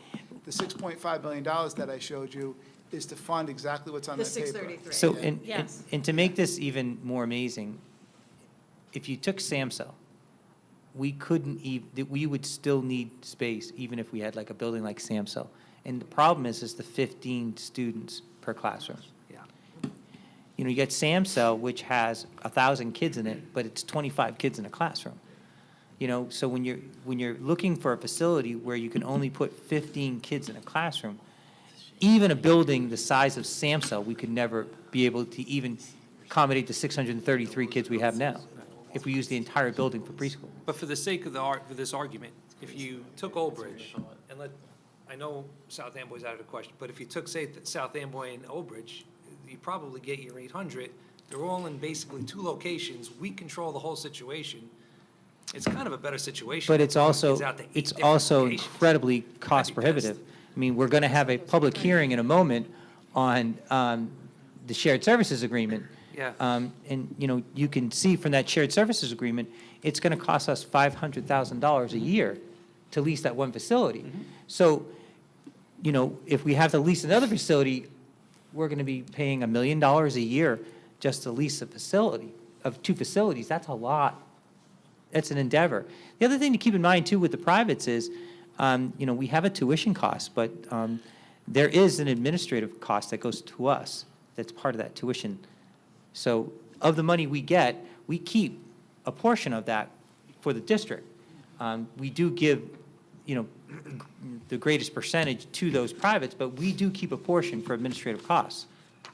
The money that you give to the privates, you say you give them a percentage. How is that dollar amount determined? So the state has a formula for the different locations. So there's a formula for private, and there's a formula for Head Start, and there's a formula for the kids here. So they give us, this is approximate, but it's 14,000 if you're in a private, it's 13,000 if you're in a public school, and I think it's 12,000 if you're in Head Start. Head Start has also received some type of federal benefit as well, not related to us. So the 13,000 per public school student, that's all ours Right. to use for our costs. That's what you saw on the slide. The 14,000 for the private schools, we're keeping approximately 12,000. I'm sorry, we're keeping 2,000 of that. They're getting 12,000. Is that about right? Yeah. Now, how does that 12,000 compare to last year, say what people paid to go there? It's the same. It's the same? Yeah, it's the same. It's about what the parents would pay privately. So we're paying them 12,000 per student per year, and how many students is that? It exceeds 500. How many students is that? 15, yeah, Times yeah, 8 11 or 10? yeah. So 150 students, basically, at 12,000 a student, do the math. I mean, is it cost-effective? It's probably more cost-effective to lease the space. I would think, I don't know the answer to this. I haven't done the- It's not I just haven't done leasing, the it's due not just diligence on leasing a it. space, though. It's Staffing. providing staffing. Well, we have to, well, true. Well, No, if you lease a facility, then we're going to have, they pay for their own teacher. So of those And they- 15, they of pay those, for- if they we pay kept for them there, we still have to provide a $50,000 teacher with $30,000 in benefits. Sure. It's $80,000 right there. I got you. Plus a So- paraprofessional. Right. A plus nurse, furniture. security, custodians, all those types of things. They Okay. pay for all of their services out of that funds they get. They Right. pay for all the staffing, all the materials. Okay. We're I not gotcha. excluding the idea, because we got to get to that, I think we owe it to the community to get to that 200, get those 250 additional kids in. So, as a team, I think that we're not throwing out any ideas. We've got to get 257 more children into the program, so, we're open to any suggestions and ideas to which we can do that. I don't see, though, a plan in which we can do that without the privates. Yeah, we would love to have everybody under one or two roofs, but if we leased another facility. Ms. Burns that is not money- talking to me because we're going to have 5 classes at SAMHSA. Yes, I tried hard. But we have to have them there. Plus, the privates I think the privates still want Oh, to. absolutely, they're Yeah, just. it's not like they don't want it, they want to Yeah. help. Of course they wanna want it. keep the Yeah. community. Of course they want it. What are we, an employment agency? I know what they want. Well, I then, get but it. then if they go away, it hurts us too, It's though, not our, right? but If it's if not those our privates all go away. responsibility, okay? Use a different business plan. Revamp your plan, okay? Do adult care, specialize in newborns to 3-year-olds. Chris, come on, markets correct themselves. We can't be responsible for what happens to them. No, We but gotta they worry have the about our siblings, kids. But some people are going to want to go there because of the No, I siblings. understand and, that. you know, I some get just don't that, wanna Chris, keep- I do, I get Yeah. it. And like I said, I'm not poo-pooing any of this, I swear, I haven't done any of the due diligence, I'm kind of just asking questions, and if you say it makes financial sense, I'm sure you did the numbers on it. If we were to shift, let's say, another $500,000 to another Yeah. leasing facility, Yeah. then we would have to fund many of our Sure. teachers in our Yep. Tree Creek building out of local funds. Understood, So it's how you want to use that money. Understood. Or perhaps I would have to take Lori's $360,000 for transportation away yeah. and Where is Mr. she? Rock Oh, good, Malloy's she's gone. technology, and then we'd have the leasing money, but then we would have to pay. Thank goodness some she other- left. Yeah. You didn't hear that. I know, poor Eric, and he's just Yeah. sitting there. And the teacher they hire will teach what we want them to teach, so when they Yes. come Yeah, to our that's- kindergartens, they're ready. And they that's have the to be, value- We That's- do, we train That's the them. value of our administrators overseeing and also the 2 master teachers. We Okay. train them, we supervise it all year long. and they have to be appropriately certified. Yeah. Correct. And we will go out and check on them and make sure they're teaching. We do all the time. Okay. So you Have said you met those Judy 7 Perone? schools are 150 students? Did you say that? Of these 7 privates, how many students did you say? 15 per school, except for those who can Accommodate run 2 two. classes. So I think, if I remember correctly, Garden Friends can do 2. Lightbridge Lightbridge can do Academy, two. Peace Rose Montessori, and Super. So how many total Superheroes. classrooms is it? They can all do 2. 2 7 classrooms. plus, how many classrooms have 3? At where, Lightbridge? No, None. just They- how many total? 11. So it's 11 total classes? And 11 then the total 5 privates. at Acelero. So it's 11 times. Oh, plus the 5 at Plus the Solero, five, what's yes. that? So it's But the 16. Acelero, those are Head Different Start rates. seats. It's Head Start. So 16 classes. 16. That's 240 kids, if you count Acelero. Thank you. Shamefully, I needed a calculator for Mr. that. Slayline just shared, it's 43 classes total for next sorry? year. Yeah, 43. 43 total classes for next year. All inclusive, 43. And we will Up hear from from the 12 state last on year. April 1st. Listen, Ooh, April 1st is when we're going to I hear from the swear, state. I know I'm throwing this stuff around, I swear, I cannot believe the job you guys are doing to get this done. This is amazing, really. So please, don't think I'm, I just want to make sure it makes We appreciate the sense. stimulating thought. No, it's awesome. And You if guys- you it's could amazing. find a way to get us there, we'd love to do it too. I'm And we're gonna thinking look, about it I also. assure you, I will look.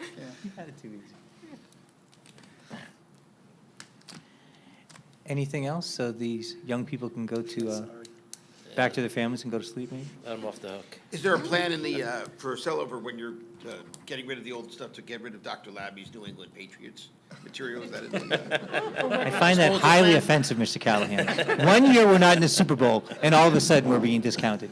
all right. Patrick Mahu? Youngest QB ever. Thank you very much. Thank you guys very much.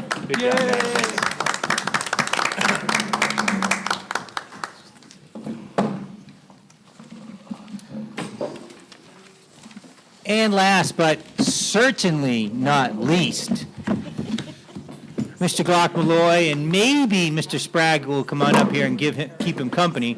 Will present now, as well as Mr. Not here? We'll present now on technology and security. Does Ashland have anything?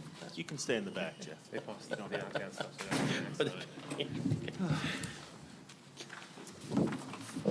Starting off, just taking a look at some of the things that we've been working on this year. I started to break down technology versus security, but there truly is a lot of overlap.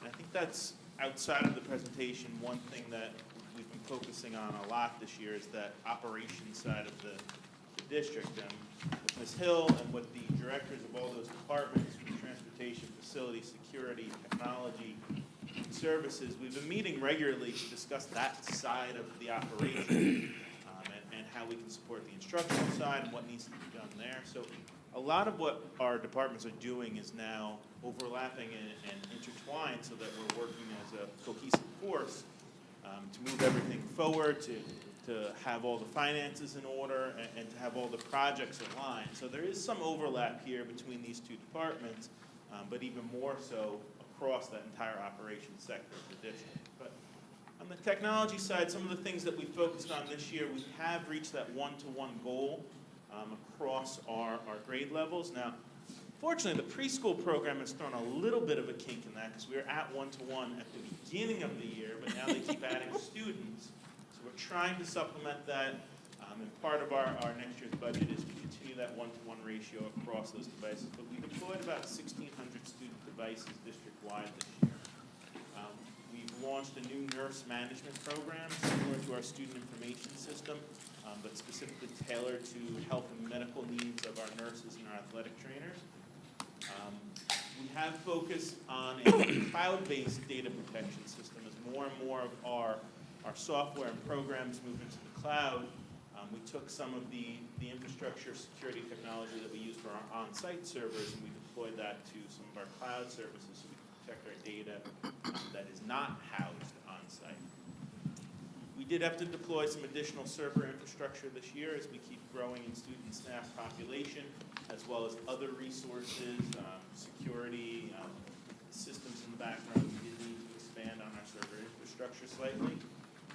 With the help of our facilities department and mostly, Larry, I don't think he's here now, but Larry and his night staff, we've been working on deploying about 60 interactive flat panels, the newer version of a smart board around the district. We've implemented a number of online safety systems, specifically ones tailored to track and assist information that's coming across our network or across public social media, to identify if there are threats to the building or threats to our individual students. Mr. Nasser, Ms. Secola, and an entire team of administrators have been working diligently on those alerts as they come in so we can address any imminent needs to our buildings or to our students. And then we've also deployed the high school, middle school, and UES security vestibules, which is one of those overlap projects between facilities, business, security, technology. A lot goes into those systems to get them up, running and functional. So that's just some of our highlights for the 1920 school year. On the security specific side, stepping away from the technology side, we have fully rolled out a new access control system for our staff, which included new staff ID cards that are more secure and efficient, single card for both the visual identification as well as for their access to copiers and buildings. And we have rolled out fully the high school and middle school identification system, which includes their ability, the student's ability to swipe in. The one piece of that we're still moving forward through the spring is the ability for students to swipe into alternate locations in the building, media center, cafeterias, things like that, where they're not going to a specific classroom where attendance is being tracked, so that we can identify where those students are as they move around, and teachers can see that the students and the nurse, they're in the office, they're in guidance, media center, right next to their attendance screen within the student information system. So that is still coming as we go through the spring, but the front end on door access is up and fully ready. Implemented an emergency preparedness system. Again, security vestibules on this side. We've deployed over 500 security cameras district-wide. Some are still being deployed, but all the ones that came from the summer project are up and running. The ones that are going out now came from a project that went out in the fall. And deployed a new administrative and police radio system. Without getting into the specifics, it basically gives us emergency contact directly with our police department, as well as inter-district contact between our administrative team. So looking at our 2021 budget and some of the specific needs here, probably one of the highest needs on the technology side, which we were able to maintain within the budget, is continuing to support our existing hardware and software. That includes our licensing, contracts, lease agreements, warranties. Anything that we're currently operating was able to be maintained within the budget. As Lori in the Transportation Department mentioned earlier, it's getting late, but earlier they mentioned it, bus cameras through technology, transportation, and security. We're looking at a couple different options to be able to upgrade and supply the buses with the camera technology they need, and whether it falls into this budget or into a future budget, to also be able to look at getting that camera technology to integrate with our district camera technology, so it's not a matter of, we need a video, we've got to pull hard drives or SD cards or anything else. It'll integrate with the rest of the video management system. So at the very least this year, we're looking to supply those buses with the camera technology they need, but we're looking to future focus that so it can integrate with the rest of our systems as we move forward. Mr. Nasser and his team have spoken about the preschool project. That is maintained in the budget on the technology side, and if everything else this evening goes ahead, the old bridge infrastructure was well placed for us to move into that as far as a technology standpoint. Most of what we need to do there is just deploy some licensing and hardware to integrate the systems that are in that building with our systems. So that includes expanding our camera licensing, deploying wireless access points that are compatible with our systems, and a couple other fairly minor things, as well as providing the end user technology to students and staff, some of which we can move from other locations, but as we are growing the program, there obviously is a need to implement new end user technology there as well. As per our strategic plan, we are looking to continue bringing on our Chromebooks and iPads. We are at that 1-to-1 ratio, again accounting for preschool into next year. So beyond that, we are looking to focus strongly on replacing the oldest devices and then keeping that workflow going so that we are not dealing with any point in time where we have to replace a massive number of devices because it's no longer functional or isn't supported by a software vendor. So that is one of our prime areas in that focus of end user devices.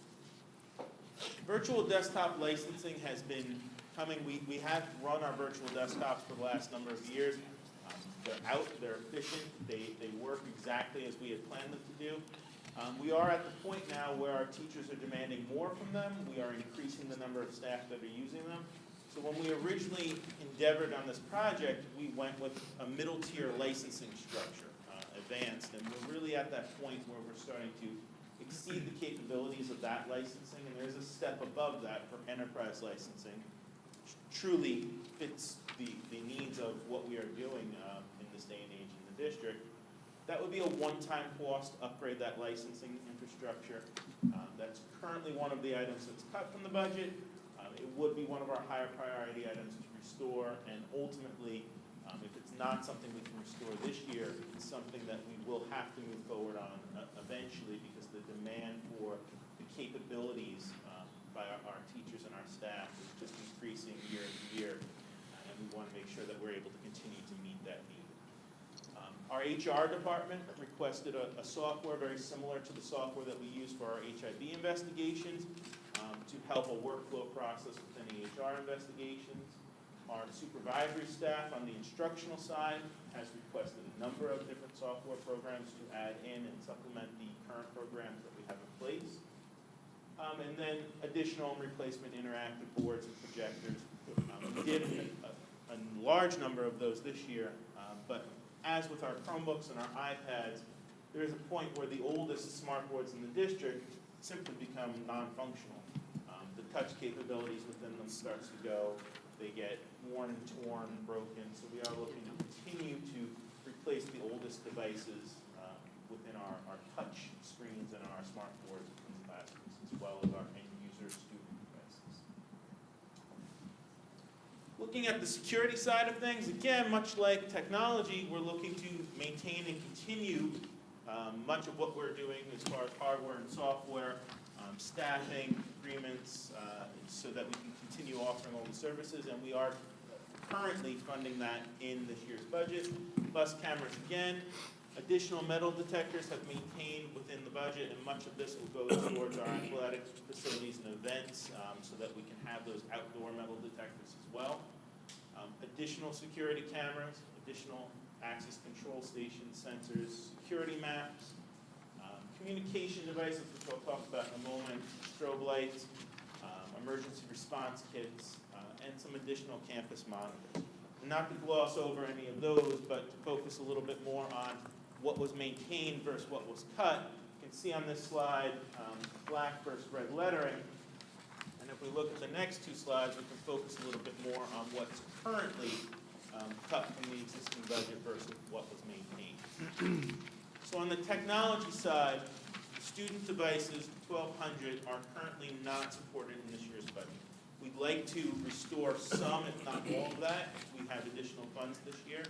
Again, there is a strong need to replace our oldest devices and keep those flowing through the district so that we don't run into a point where we have a series of student devices that simply can't be repaired, parts aren't available, software isn't compatible. So there is a need to, in part or in full, continue to maintain our device swap over time. Virtual desktops, again, I spoke to a little bit. This would give our staff some of the needed features that they're looking for from these programs. That will be a one-time cost, that $175,000 that's listed there. That would not be an annual recurring cost. So that would be to upgrade from our advanced licensing to our enterprise licensing infrastructure. Going down from there, I grouped all of our instructional software together as a whole. These are individual programs requested by different departments, from science, math, special services, media centers. So some of these we would hope to restore. We may not be able to restore all of them in any particular budget. I've worked with Dr. Shediak and the supervisor team to structure our highest priorities within there. We are able to fund additional money into that account. Additional replacement interactive projectors. Again, here, $25,000, we can at any point look to get as much as we can within any given year. So if we can't fully fund what we are looking to do for a year replacement in 2021, be being able to at least partially fund that so that we can continue that rollover of devices and not have old technology that's becoming antiquated would be our ideal situation there. Again, our HR investigation platform is also listed there. I believe, and Dr. Aguilar, correct me if I'm wrong, that's an annual fee for that program, correct? The HR investigation software? Yes. So of these, the HR investigation software and the academic software would be the annual reoccurring costs. The other items are either one-time or with our end-user devices, considering we're looking to continuously flow those through. That is a reoccurring cost of the service. On the security side, we currently in this budget do not have any additional security cameras budgeted. As we rolled out over 500 cameras, what we've noticed with our administrative team as well as with our security team is there's pretty much never a scenario where you can have enough cameras. So places where we've placed a number of cameras, there's always that incident that's happening down the hallway where we really needed a better view of that, a closer view. So there is a consistent need now that we've seen full deployment of cameras this year where we can put additional cameras to provide better coverage. At the moment, our buildings are very well covered, but there is a point where we can get better coverage. This is not accounting for repair of any cameras. That was maintained in the budget. This is simply for additional. Additional access control stations and security sensors. This takes a number of different formats. Some of these are higher priorities than others, and some of these are long-term roadmaps. Dr. Labby had asked to look into what it would take to move the swipe system that we're using at the doors, now media centers, nurses, guidance, and do that as an attendance type system in the classroom. That would have a significant hardware infrastructure to be able to do that, and it's probably not something that we would be able to restore in this budget. It's not one of our highest priorities for this year, but going down the line, it does simplify the process of tracking our students around the buildings and knowing where they are at any given time. Some of these other access control stations are simply access to the buildings. As you've walked around our doors, there are certain doors where staff can gain entry with their ID cards, and there are other places where they can't, where it's not a swipe accessible door. We have had requests from our principals given specific needs where they'd like to add additional places where staff can access with an identification card. Security maps is one component that we've looked at. Without getting into the finer details of these, because I don't want to put forward all of that information, but basically, this is a mapping system that would provide interactive overlays of our buildings that could be used in the event of an emergency. Much of this would be for administrative and OEM staff, but without getting into the finer details, this would provide a great deal of additional insight into what is happening in our buildings if we have a need to evacuate or lock down for a serious emergency. Additional communication devices, like some of these other line items, takes a few different pathways. So this 107 is a number for fully funding all of the different communication items that we're looking at rolling out next year. We can roll out some of them without rolling out all of them. They're not all interdependent, but some of what we're looking to do in this area, this year we rolled out the radio system that bridges our administrators with the police and with inter-building. We'd like to look at some capabilities of bridging our existing radio infrastructure that is in all the buildings so that there can be inter-building communication within this. Currently, with the exception of some of the buildings that are close, like the high school and the middle school, the radios that are in the buildings are fairly localized. In the event of an emergency, or even for non-emergency purposes, that inter-building communication can certainly be helpful and useful for day-to-day operations. Some of the other components that we're looking at in this communication line are basically cellular phones in two particular areas. We are asking far more from our administrative team at this point as far as technology and security on the go, the ability to see cameras, to manipulate the door access control system, to call lockdowns, to call evacuations, all of which can be controlled by cell phones at this point. Unfortunately, since our administrative team outside of the central office uses their own personal devices, we can't bridge a lot of that technology to their personal devices. So from a high-level technology and security need, we would like to bring cellular devices to our building administrative team. Beyond that, another component, we'd also like to look at bringing devices like that to our security, our campus monitors. So when they're in varying parts of the buildings, they have access to cameras, door access control, to call lockdowns, evacuations, as well as to intercommunicate. Yes, we have radios deployed for all these groups.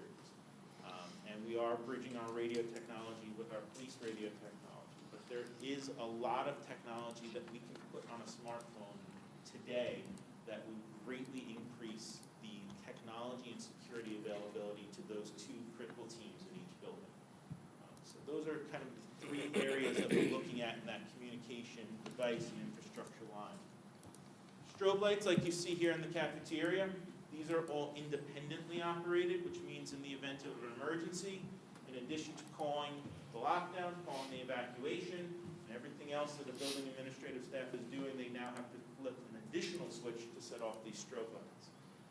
We are piloting right now in one of our buildings, strobe lights that are integrated with that system for emergency lockdowns and evacuations. It does not require any staff to do anything additional. It's just part of the system. Call that, you initiate those procedures, those strobe lights will go off. Additionally, those newer strobe lights are all LED, so they can show different colors depending on what situations are. So that's one thing that we would like to deploy across the district, but we are piloting it in one building right now. It's working out very well. Emergency response kits and an emergency response vehicle. Again, this is an area where this total line item comprises a series of smaller items. Mr. Sprague has looked in great detail into what our buildings and our classrooms would need in the event of an emergency. And some of these emergency kits are building-based, some are nurse-based, some are classroom-based. Some of them deal with what we would need if we are evacuating and reunifying another location.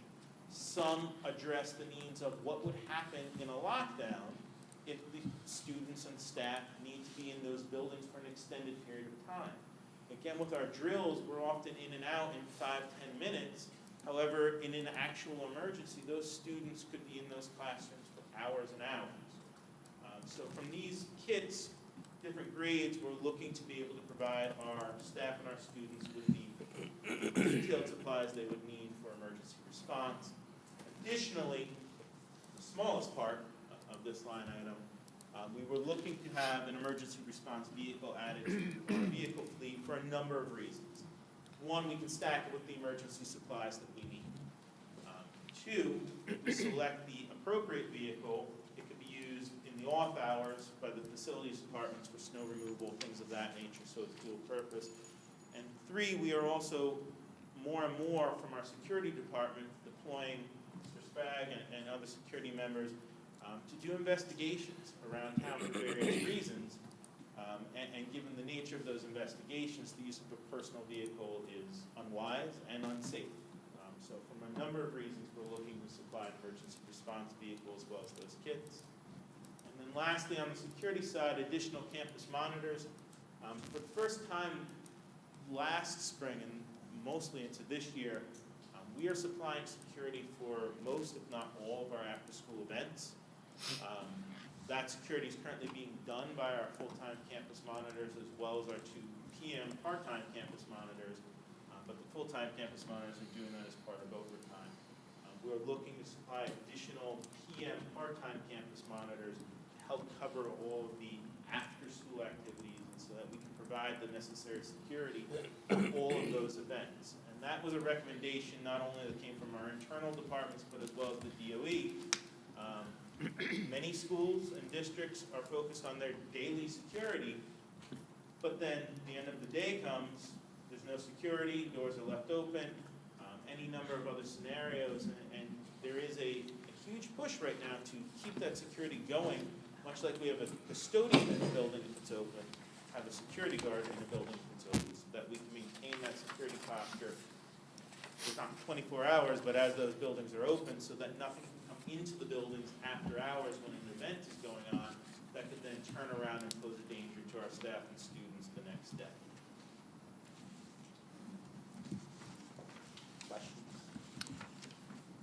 and then Jeff would like to join us at the table. No, you have to sit there. We have those seats.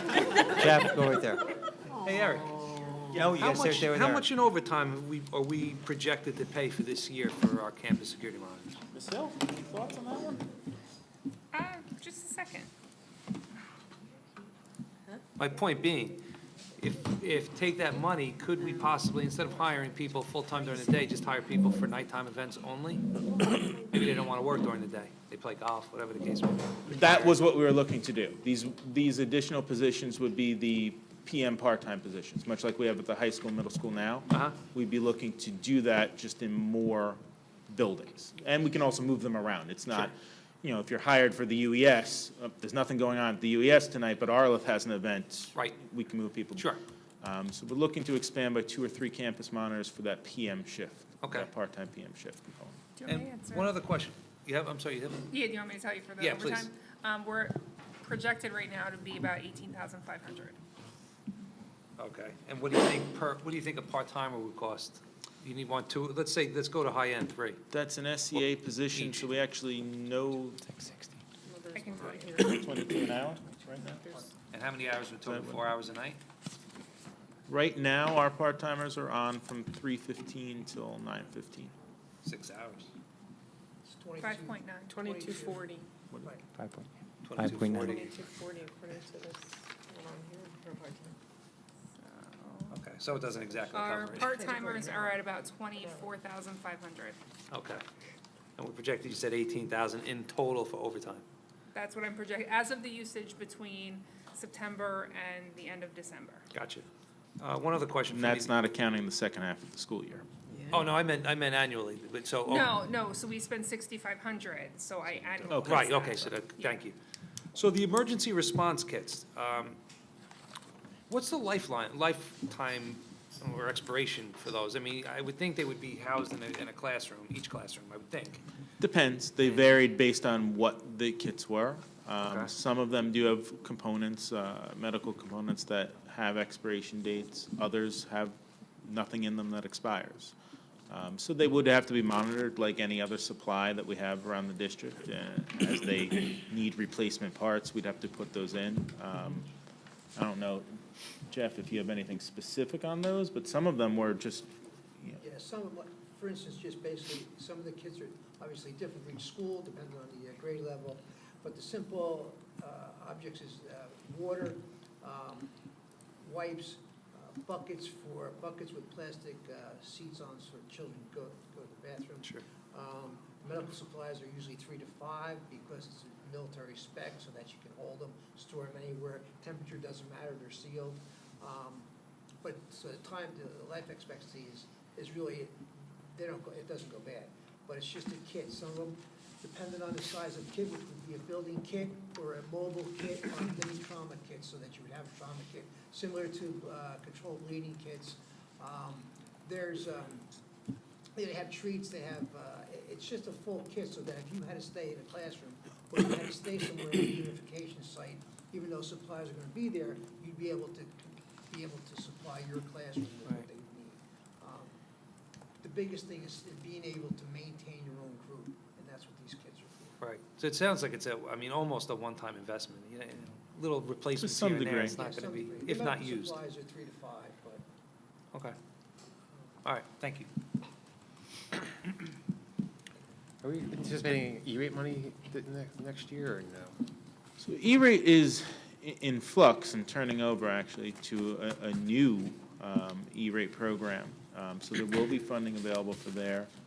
We will be able to onboard the preschool building into that. So for equipment that is E-rate eligible, we certainly will be looking to leverage that. What we usually do with E-rate, however, is we budget the full amount, and then that money comes back into the general fund. Aaron could certainly speak better to that one if you had more questions on it, but we will look to leverage E-rate money everywhere that we can.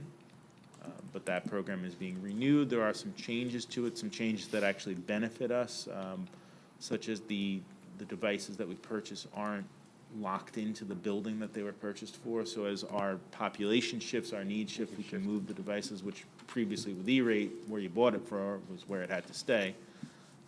So yes, we've leveraged E-rate every year, and we'll continue to leverage it wherever we can. Now, the items that we cut, can we do a big lease purchase package like you did a couple years ago and got the Some, 0%? yes, and we definitely looked at that as an option, particularly devices. You know, end-user devices, things that are a one-time cost, are the easiest thing to put into the lease purchase. So yes, that is certainly an option on the table if we can provide additional funding. And then roughly, how many devices do we have that are beyond or at end of life? It was like 2,200 earlier in the year, I believe. It's not going So- down, I'm sure. We have been reducing the number of devices. We took about, off the top of my head, about 500 of them out of circulation. But as far as what we did with them, we then tore them apart, salvaged them, and have turned those back into supporting the additional devices. We have not put an actual end-user device on a disposal list in I don't know how long, as far as a Chromebook. I think we did once, and we were basically trying to bid the plastic cover that it came with.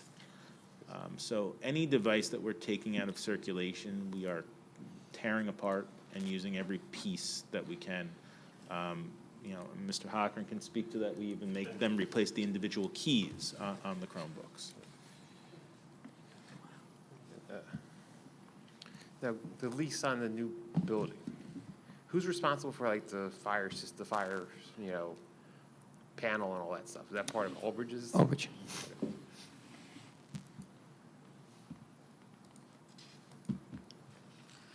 I just have one comment on the safety, especially the recommendations you were talking about from DOE.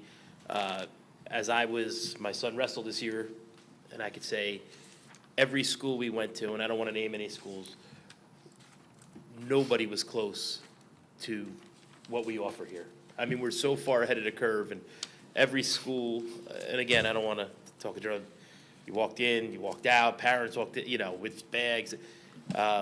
And every time teams came here, everybody went through the metal detectors and bags were checked and smoothly. And I just, as someone who has 3 kids in the district, I can't say how, you know, how much better I sleep at night knowing that we have great people who are turning over every rock. And I'm proud to see that we're not content with that. We're still moving forward. So I think, you know, I hope everyone in Sayreville knows we're in really good hands, and you guys have been doing a great job of it's astounding how, nobody was close, and we went to a lot of different schools for events this year, so keep up the good work. It's well worth it, and we're in a good spot.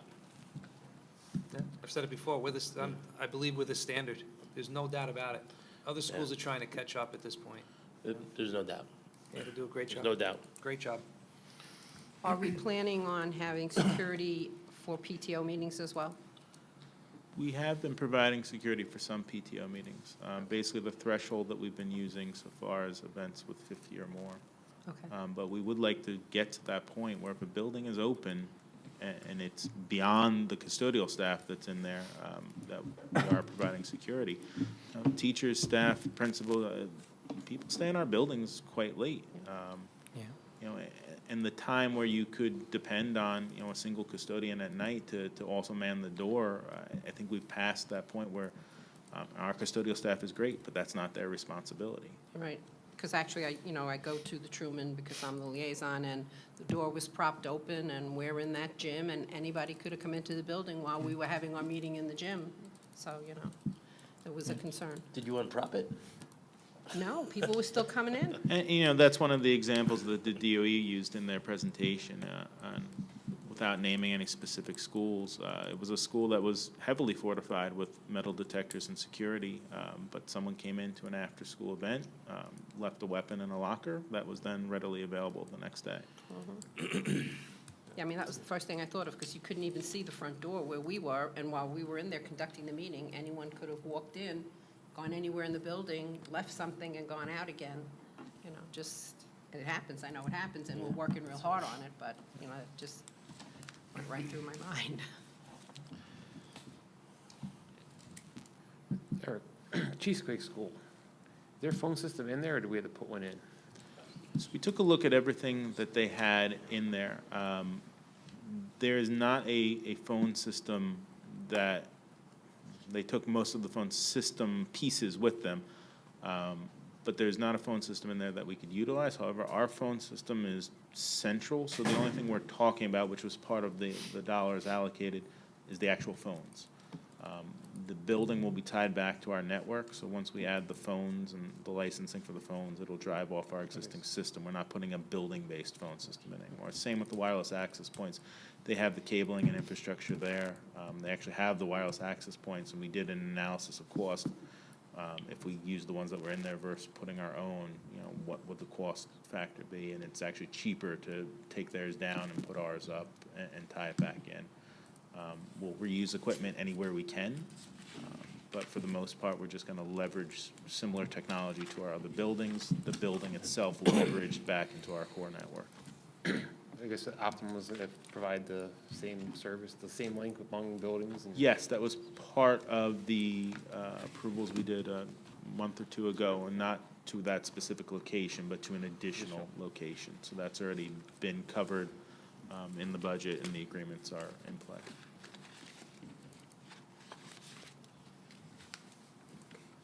Okay. More questions? I just have one comment. Why does he get the car? Have you seen what he does all day long? I know. No car for you. It's just not fair. And Mike It's not apologizes fair. for not being here tonight. He was unfortunately sick today. We're going to get him a blues mobile. Thank you, gentlemen, Thank you. very, very much for everything. Good job. Okay, I think you're on, Dr. Labby. Unless I missed something. We're going to do that first, or you want to do the agreement first? Did you want to make the Board discussion. Board of Vice President's comments or anything like that? I'm fine. I you gave Karen deferred? my highlights, so. Okay, so then we have next board discussions. So, Ms. Rubio, do you want to talk a little bit about SPAC meeting? I've been too long without talking. Yeah, we're going to do that. As well as student achievement? Yeah, either after or before Dr. Labby's report.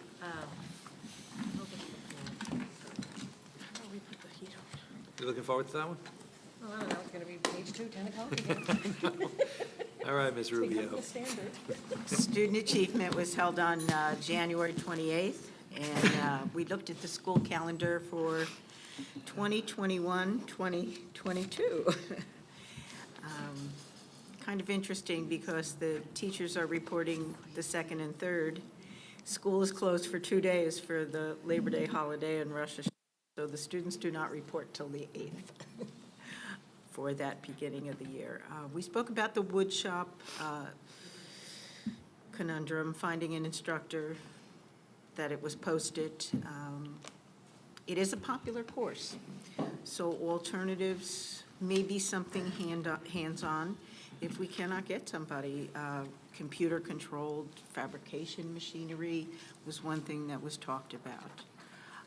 Graduation progress for the class of 2020. There are 432 students. Only 3 need to pass their graduating requirements as of now. 2 are new to the district. They are both ELL students, and they will be using the Flex Lab. We also talked about the seal of biliteracy that now will go on students that earn that privilege. For this year's graduating class, we have 12 graduating students, 12 graduating seniors. 9 passed the requirements as juniors, 3 passed as seniors. Next year's class, we currently had 22 taking the test with 15 passing it. So we have a good number of students that will have the seal of biliteracy. And the languages they are fluent in include Spanish, Polish, Russian, Arabic, Japanese, and Hindi. And our next meeting will be March 3rd before the Board of Education meeting. Okay. Did you guys meet on the supervisory panel as well? Next page. Superintendent. Oh, look at you, ready.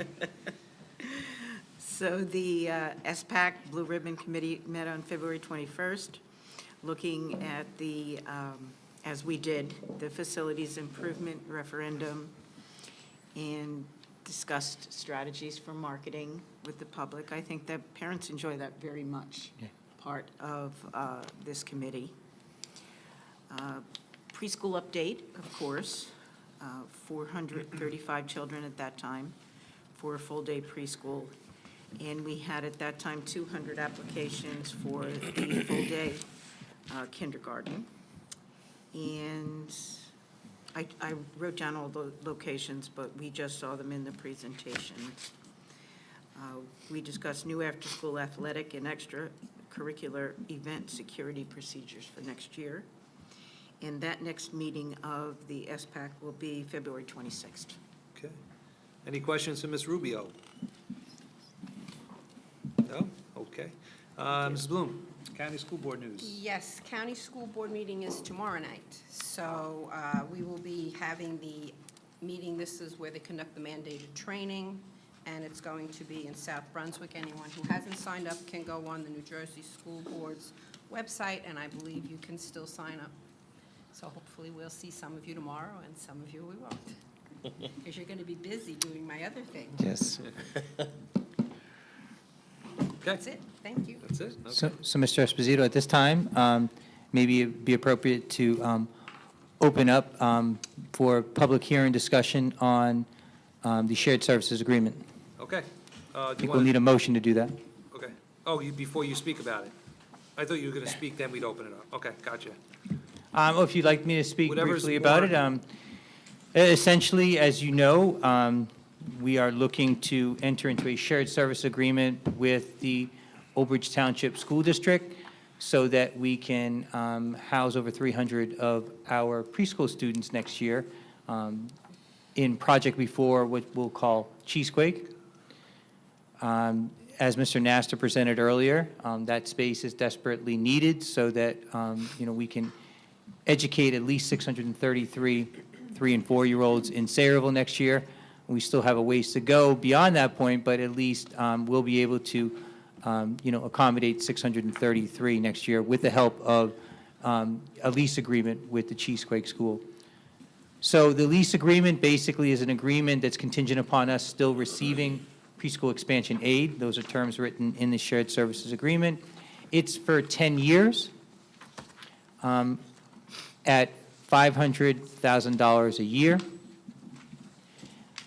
We will be responsible for all small maintenance, including plowing and landscaping and so forth. As Mr. Glock-Malloy mentioned earlier, we do need to do some technology as well as some security infrastructure work. They do have a portable vestibule that we could put a campus security monitor in. We can also, with another shared service agreement, utilize one of their Class 2 officers, similar to how we have extra-duty police officers from Sayreville here. All major infrastructure work will be performed by the owners of the facility, which would be the Old Bridge Township School District, meaning if there was a roofing problem, problems with the windows, problems with the boiler or mechanicals, that would be the responsibility of the Old Bridge Township School District. Those are the basic elements of the shared service agreement. If anybody has any questions from the board, I could entertain them now. If no one does, then we can open it up to the public. Okay. Open it up. We'll open it up to we can open up the public now? Yeah, I think we need to do a motion and a second. And First? all in favor. Okay. Yeah. Motion to make accept a the lease motion. agreement. So moved. No, just for Oh, the to hearing. Oh, I'll no, make a public, motion to excuse open me. it up Pardon to me. public for Yep. discussion. on Okay, let's have a motion said to open item. up for public discussion. Second, anyone? I'll second it. Thank you, sir. Okay. Okay, all in favor? Aye. Opposed? Abstain? Motion carries. Okay. Would anybody from the public like to comment? Yeah, okay, anybody from the public would like to comment? David, anything? Okay.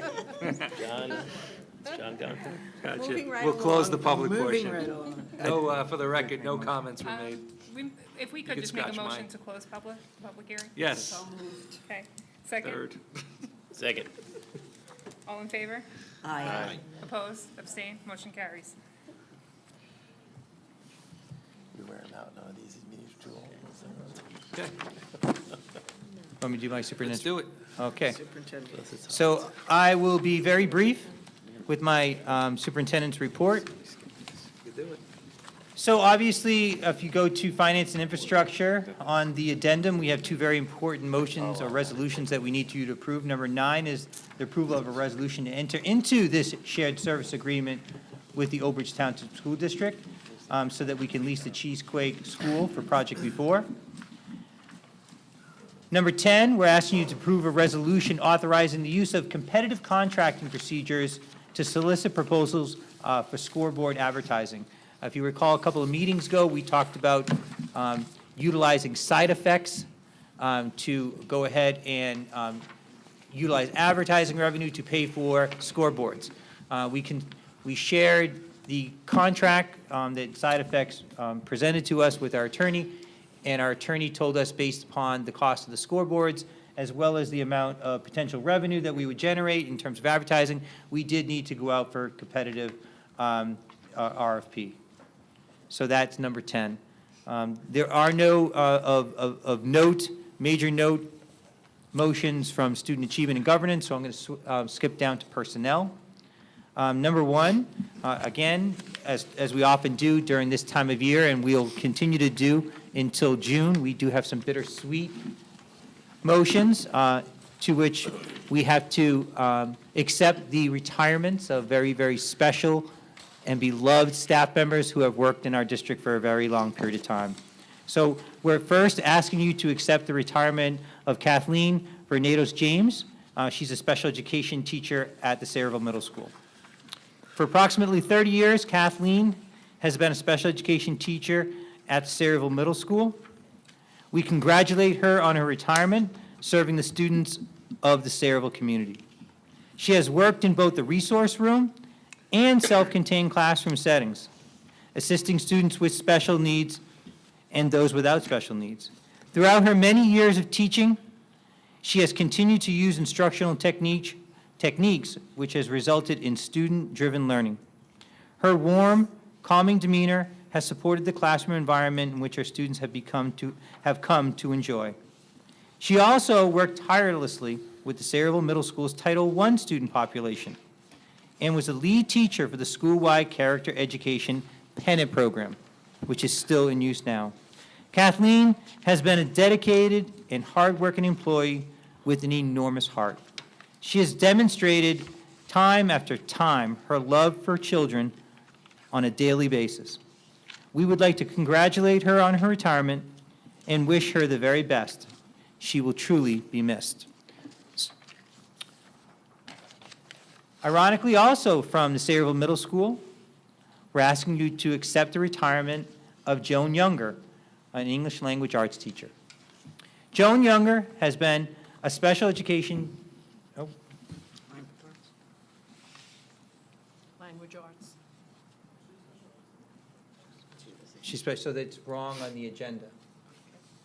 On the agenda, it says English language arts? Language arts teacher, right? Okay. So she is a special education teacher. Joan Younger has been a special education teacher in the Sayreville Public Schools for almost 30 years. She has called the Sayreville Middle School her home since 2001. She has worked in both the resource room as well as the self-contained classroom settings, assisting students with special needs. She's an expert teacher in language arts, hence from the agenda. And has always displayed the importance of student-centered learning within her teaching. Ms. Younger constantly displayed a warm but business-like atmosphere throughout her instruction. She is a wonderful person and has supported the Sayreville Middle School students for her entire career impeccably. We would like to congratulate her, too, on her retirement and wish her the very best of luck in all that she does. So on behalf of the students, the staff, the administration, and of course, our Board of Education, we congratulate both Ms. Bernados James and Ms. Younger on their retirements.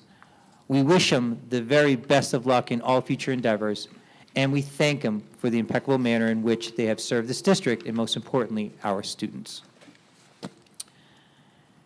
Numbers 9 and 10, which you can find on pages 10 and 11, as well as the addendum, as we normally do. We're asking you to approve the hire of new certificated and non-certificated staff for this school year. And finally, number 11, which you can find on page 11, we're asking you to approve a transfer of a non-certificated staff member for this year.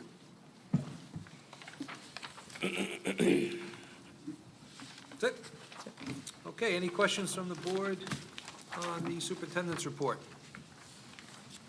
Seeing none, I believe a motion is in order? We have to open up the Yeah, public. to open it up, No, right? we don't need a Ah, motion. come on, you're killing me Sorry. here.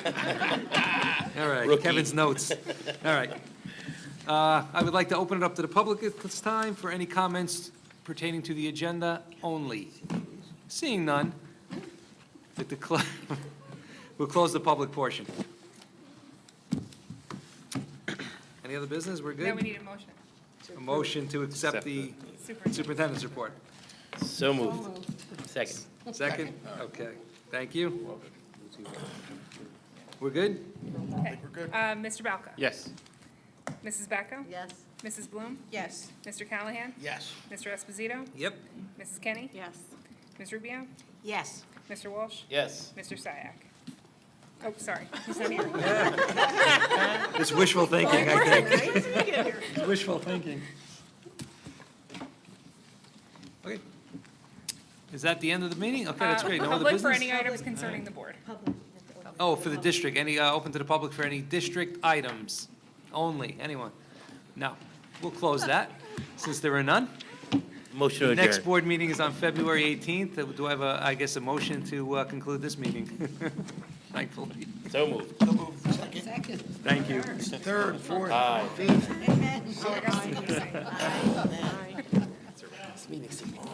Cut. No,